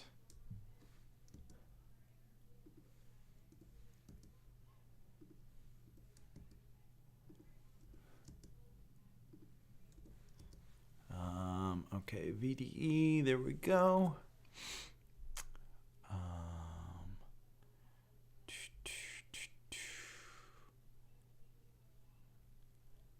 going to say NVIDIA too. We've had a crazy good run up. I can't believe how good a run up we've had.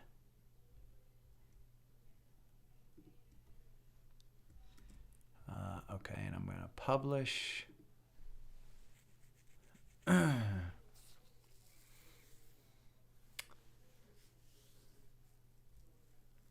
Man, you're playing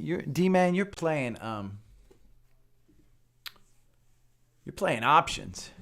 You know your boy doesn't do options. Your boy here just does stocks.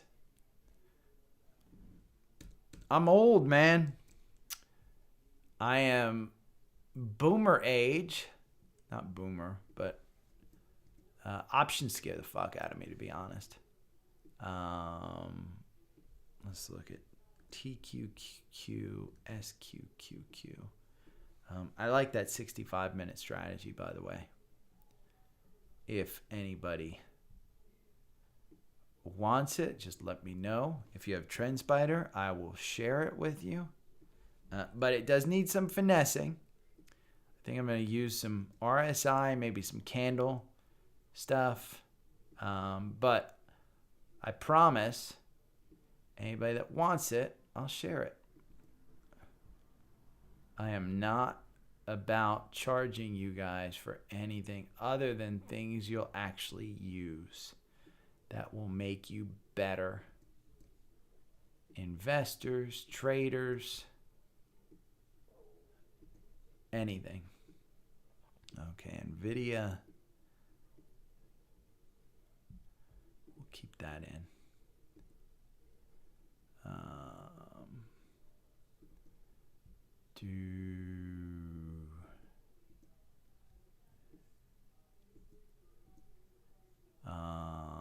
We're gonna X tweet. Hopefully this works. Fucking Anchor, man. Anchor's doing it again. When you tweet, you don't get the damn board. it reduces the amount of listens for some reason on my and I don't know what it is. Let's go to, okay, SPY, MLGO, SOXL, Boyle, Neo, Amazon. I think I have both of those. Okay, we'll put in Neo just in case. AMD, TSLA, APL, QQQ, LabU, UNG, CCL, Mara, F, Open Door was what I was thinking of. Lucid I have, Plug, Snap, SPXS, FXI, MPW. I still have a bunch that I could do. We'll just do this. What the hell? I think Tinder Match is testing user interest in a new $500 a month subscription plan. $500 a month? That's... Whew. Okay, hold on. I gotta look at my money and my dashboard.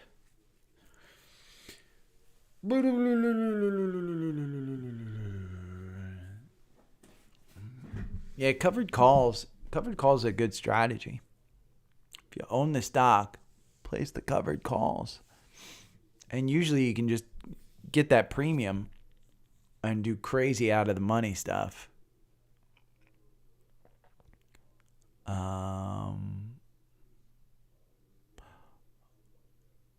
Wow, they go all the way back to 123.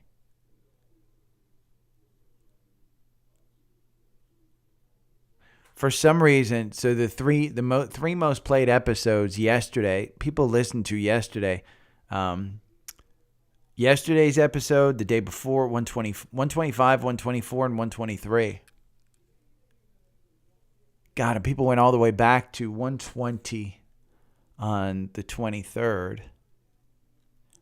22nd, people went to the 23rd.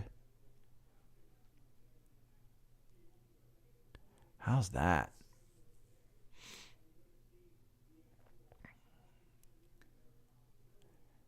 And today, I get a lot of people listening overnight for some reason, I think. And I don't know how to view all this stuff.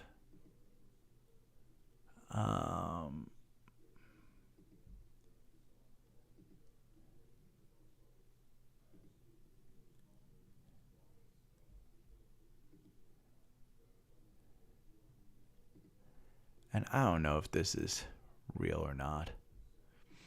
Let's see. 86% in the United States, so 14% outside of the United States. And ironically, only 3% in Canada. Let me see where Mexico is. Mexico, less than 1%. It's 86% United States, 3% Canada, 2% United Kingdom, and then every other country in the world that I think there's 35 or 40 other countries are less than 1%. Maldives.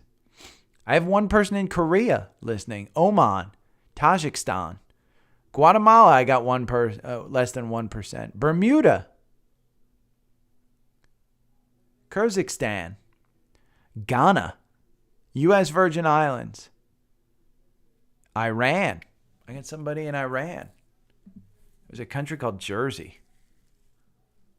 How is New Jersey its own country? I don't know.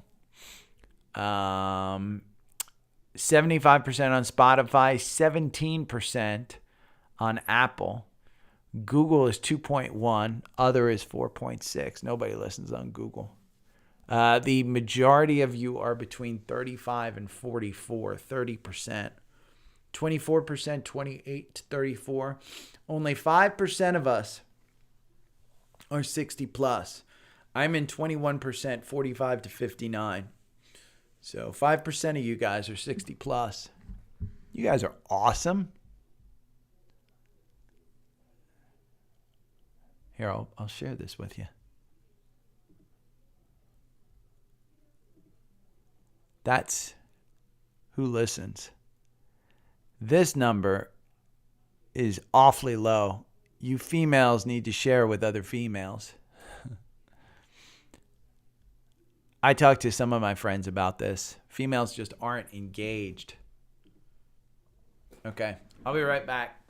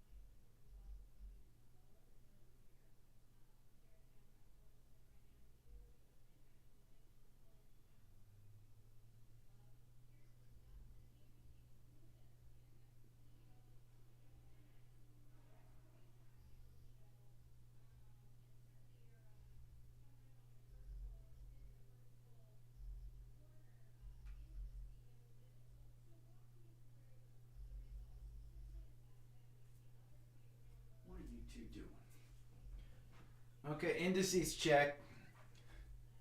I'm up 0.99, so 1%.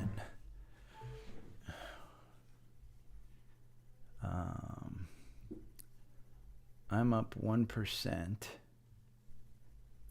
I don't want. Why am I doing this? Oh, stop. Okay. Live chat. Where am I? How do I get this over?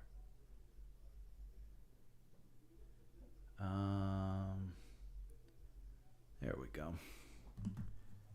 And then we're going to go to live.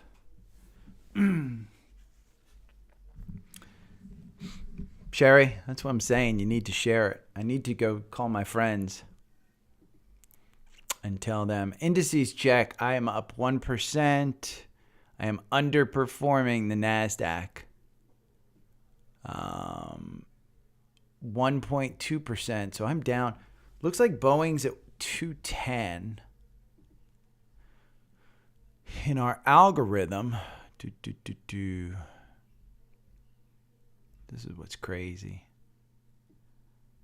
It's too expanded. Oh. I got my butt handed to me on PayPal options last year and never going to mess with options until I get capital to sell them. You like Door. Let's look at Door.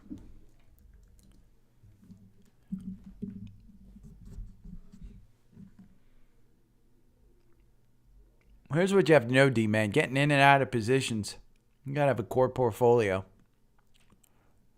We were discussing that in the Facebook group. I'll show you. Tom disagrees with me. I said, Tom posted in the Facebook group. Tom said, I said diversity is the, and it's a Warren Buffett quote, actually.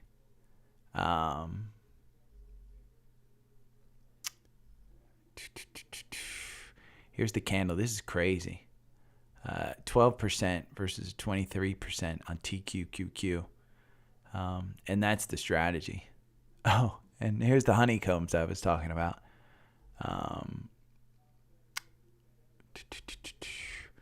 For all the vaping bros out there.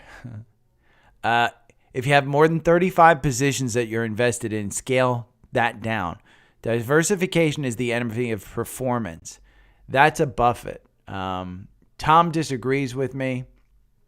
I kind of said, he says, look at the great investors.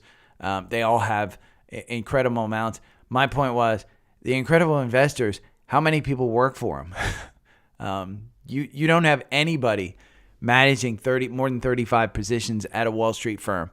They're managing 5, 10, 15 positions. Not a lot. Tom, I know, he's shown me his portfolio. My guess is Tom has 150 stocks, maybe 300. I couldn't even scroll to see the entire thing. He can't fit it in one screenshot. Or I should say 15 screenshots, 20 screenshots that he sent me. So Tom's a great investor. He is a voracious reader. I will tell you, understanding and retaining what he knows. The average person, and I consider myself probably below average, can't do it. Just can't do it.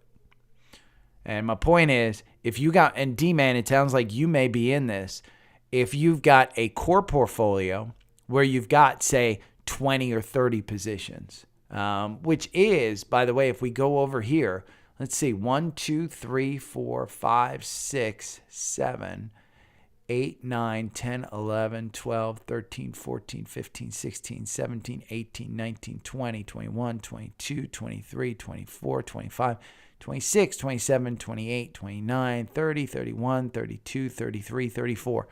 35 positions is what I think is pretty manageable. I've got 34 positions in the core portfolio here in Daily Stock Picks. I think you can manage that. That tends to be a little bit much for me sometimes, so I'll go down to 25. And scanning those 25 and understanding where I am on those 25, it might be, 15 of them might be just my buy and hold. Like Apple, you guys know, I just buy and hold Apple. I'm not scanning this every day. I don't have alerts set up for Apple because the only time I'm ever going to sell it is if I actually need a tax loss harvesting kind of thing. And that's what I did in December. That's the only time I'm going to sell this thing. So you're in an ascending triangle. There's no reason to sell it. It's coming up on its 200-day. Probably going to use it as some type of resistance level. The last time it got up here was October. Ironically, the October lows. Apple didn't participate in those October lows. It only got to 140. Went down to 120 here. And the market's turned around. So Amazon is one of those that I just don't trade.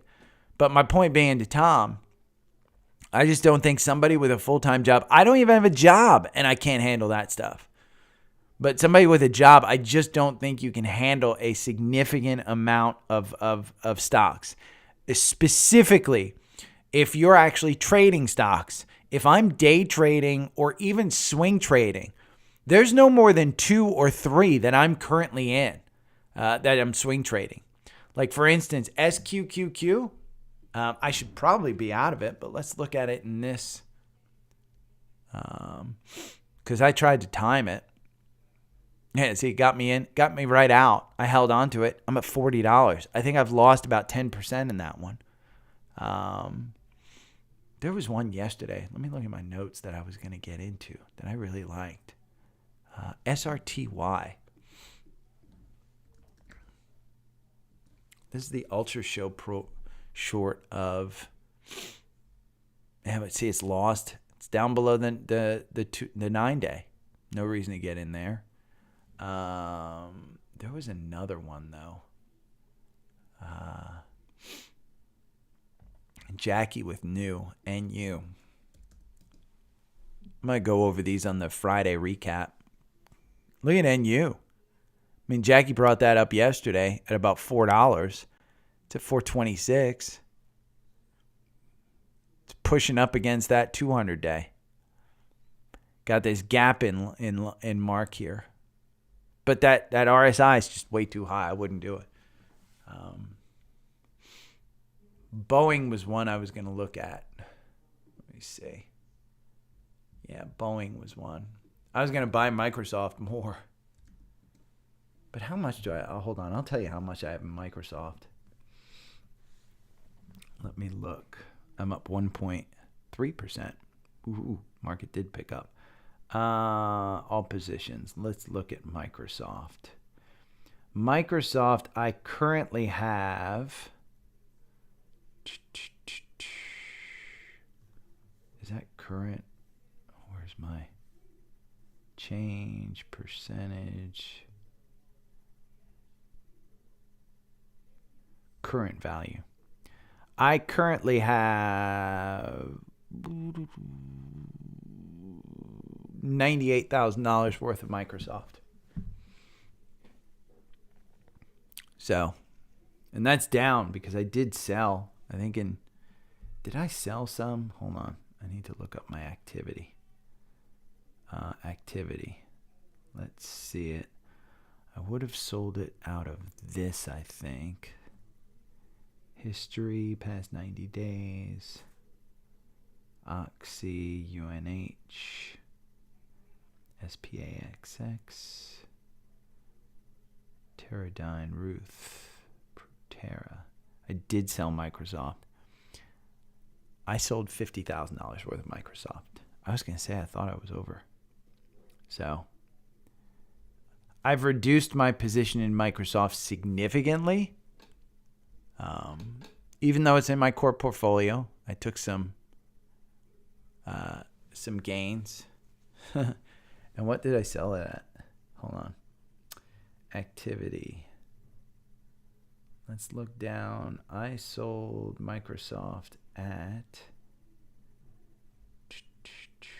And I should have just sold more Apple, I think.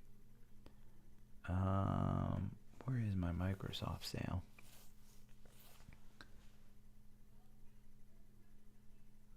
I hate when I get out of something, then I have to go back in and find it. Tesla, there's my Teradyne. Microsoft, there we go. I sold at $238. So, big gain. I could look up my average share price, but I guarantee you it's significantly down below 100. But Microsoft, in my mind, 231. Holy crap! Buy it all day long. 2.4 handle. I don't think you're gonna be long term. I don't think you're. God, look at Pan W has just been. Since that 138 buy, you're at 157. You're going to use that 200-day probably as a resistance level, I would think. But yeah.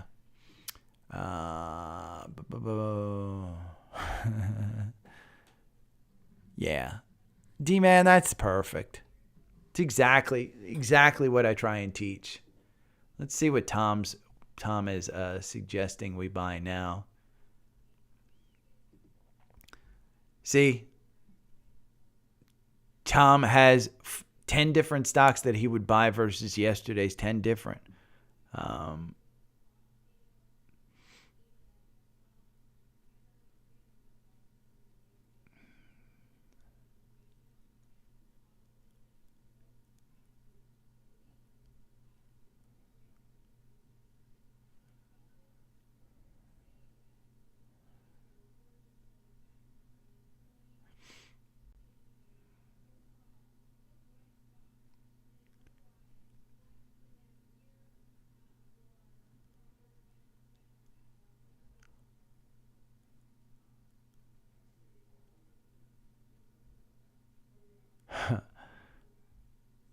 Tom doesn't like Apple.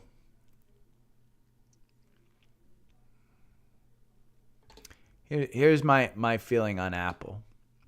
I still hold it. I won't sell it.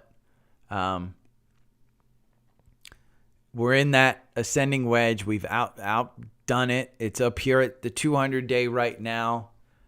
If you look at a long-term weekly chart of Apple, we haven't even touched the 200-day. The 200-day only provided support back in 2018. Even COVID didn't bring it down to the 200-day. The 50-day is a much better marker on this long weekly chart of where Apple is going. And you're just down. You're just down. If you bring it back here, let's bring it back to the last time it touched the 200-day, which was way down, 2018. Look at how many people are still holding here. Look at how many people, the shelf is clearly up here. Do I think that we're coming down to 110? We could. You break that 200-day, I guarantee you people are piling in. This is the most held stock in the stock market. If Apple comes down, the market is coming down. The market will crash. Apple is the one that's holding up this market. Apple is the one. You just heard $75 billion from Chevron in a buyback. That is the size of Merck. If Apple were to spin off just their wearables division, it'd be the size of Chevron. So that's my take on Apple. I think Tom's right in some ALB and PLL. Let's look at ALB and PLL. ALB, 214, you're at 280. It's going great. I mean, year to date, Albemarle, it's look at that straight run. Would I buy it now? Fuck no. Look at that RSI. You're at 81. I don't care if it goes up here to cover this gap at 301, 302. It's better places for your money. Let's look at the PE. 20. I mean, it's a materials company, 20. Year to date, it's up 24%. You know, Tom's been spouting this one forever. I mean, he spouted at this one at 300. I can go back and look at that. He spouted it down at 195, and if you get to 300, you know, it's a great trade. Great investment. I don't think it's a bad company. Look at this. January initiated. 310 is the price target. I mean, most of these guys are way behind.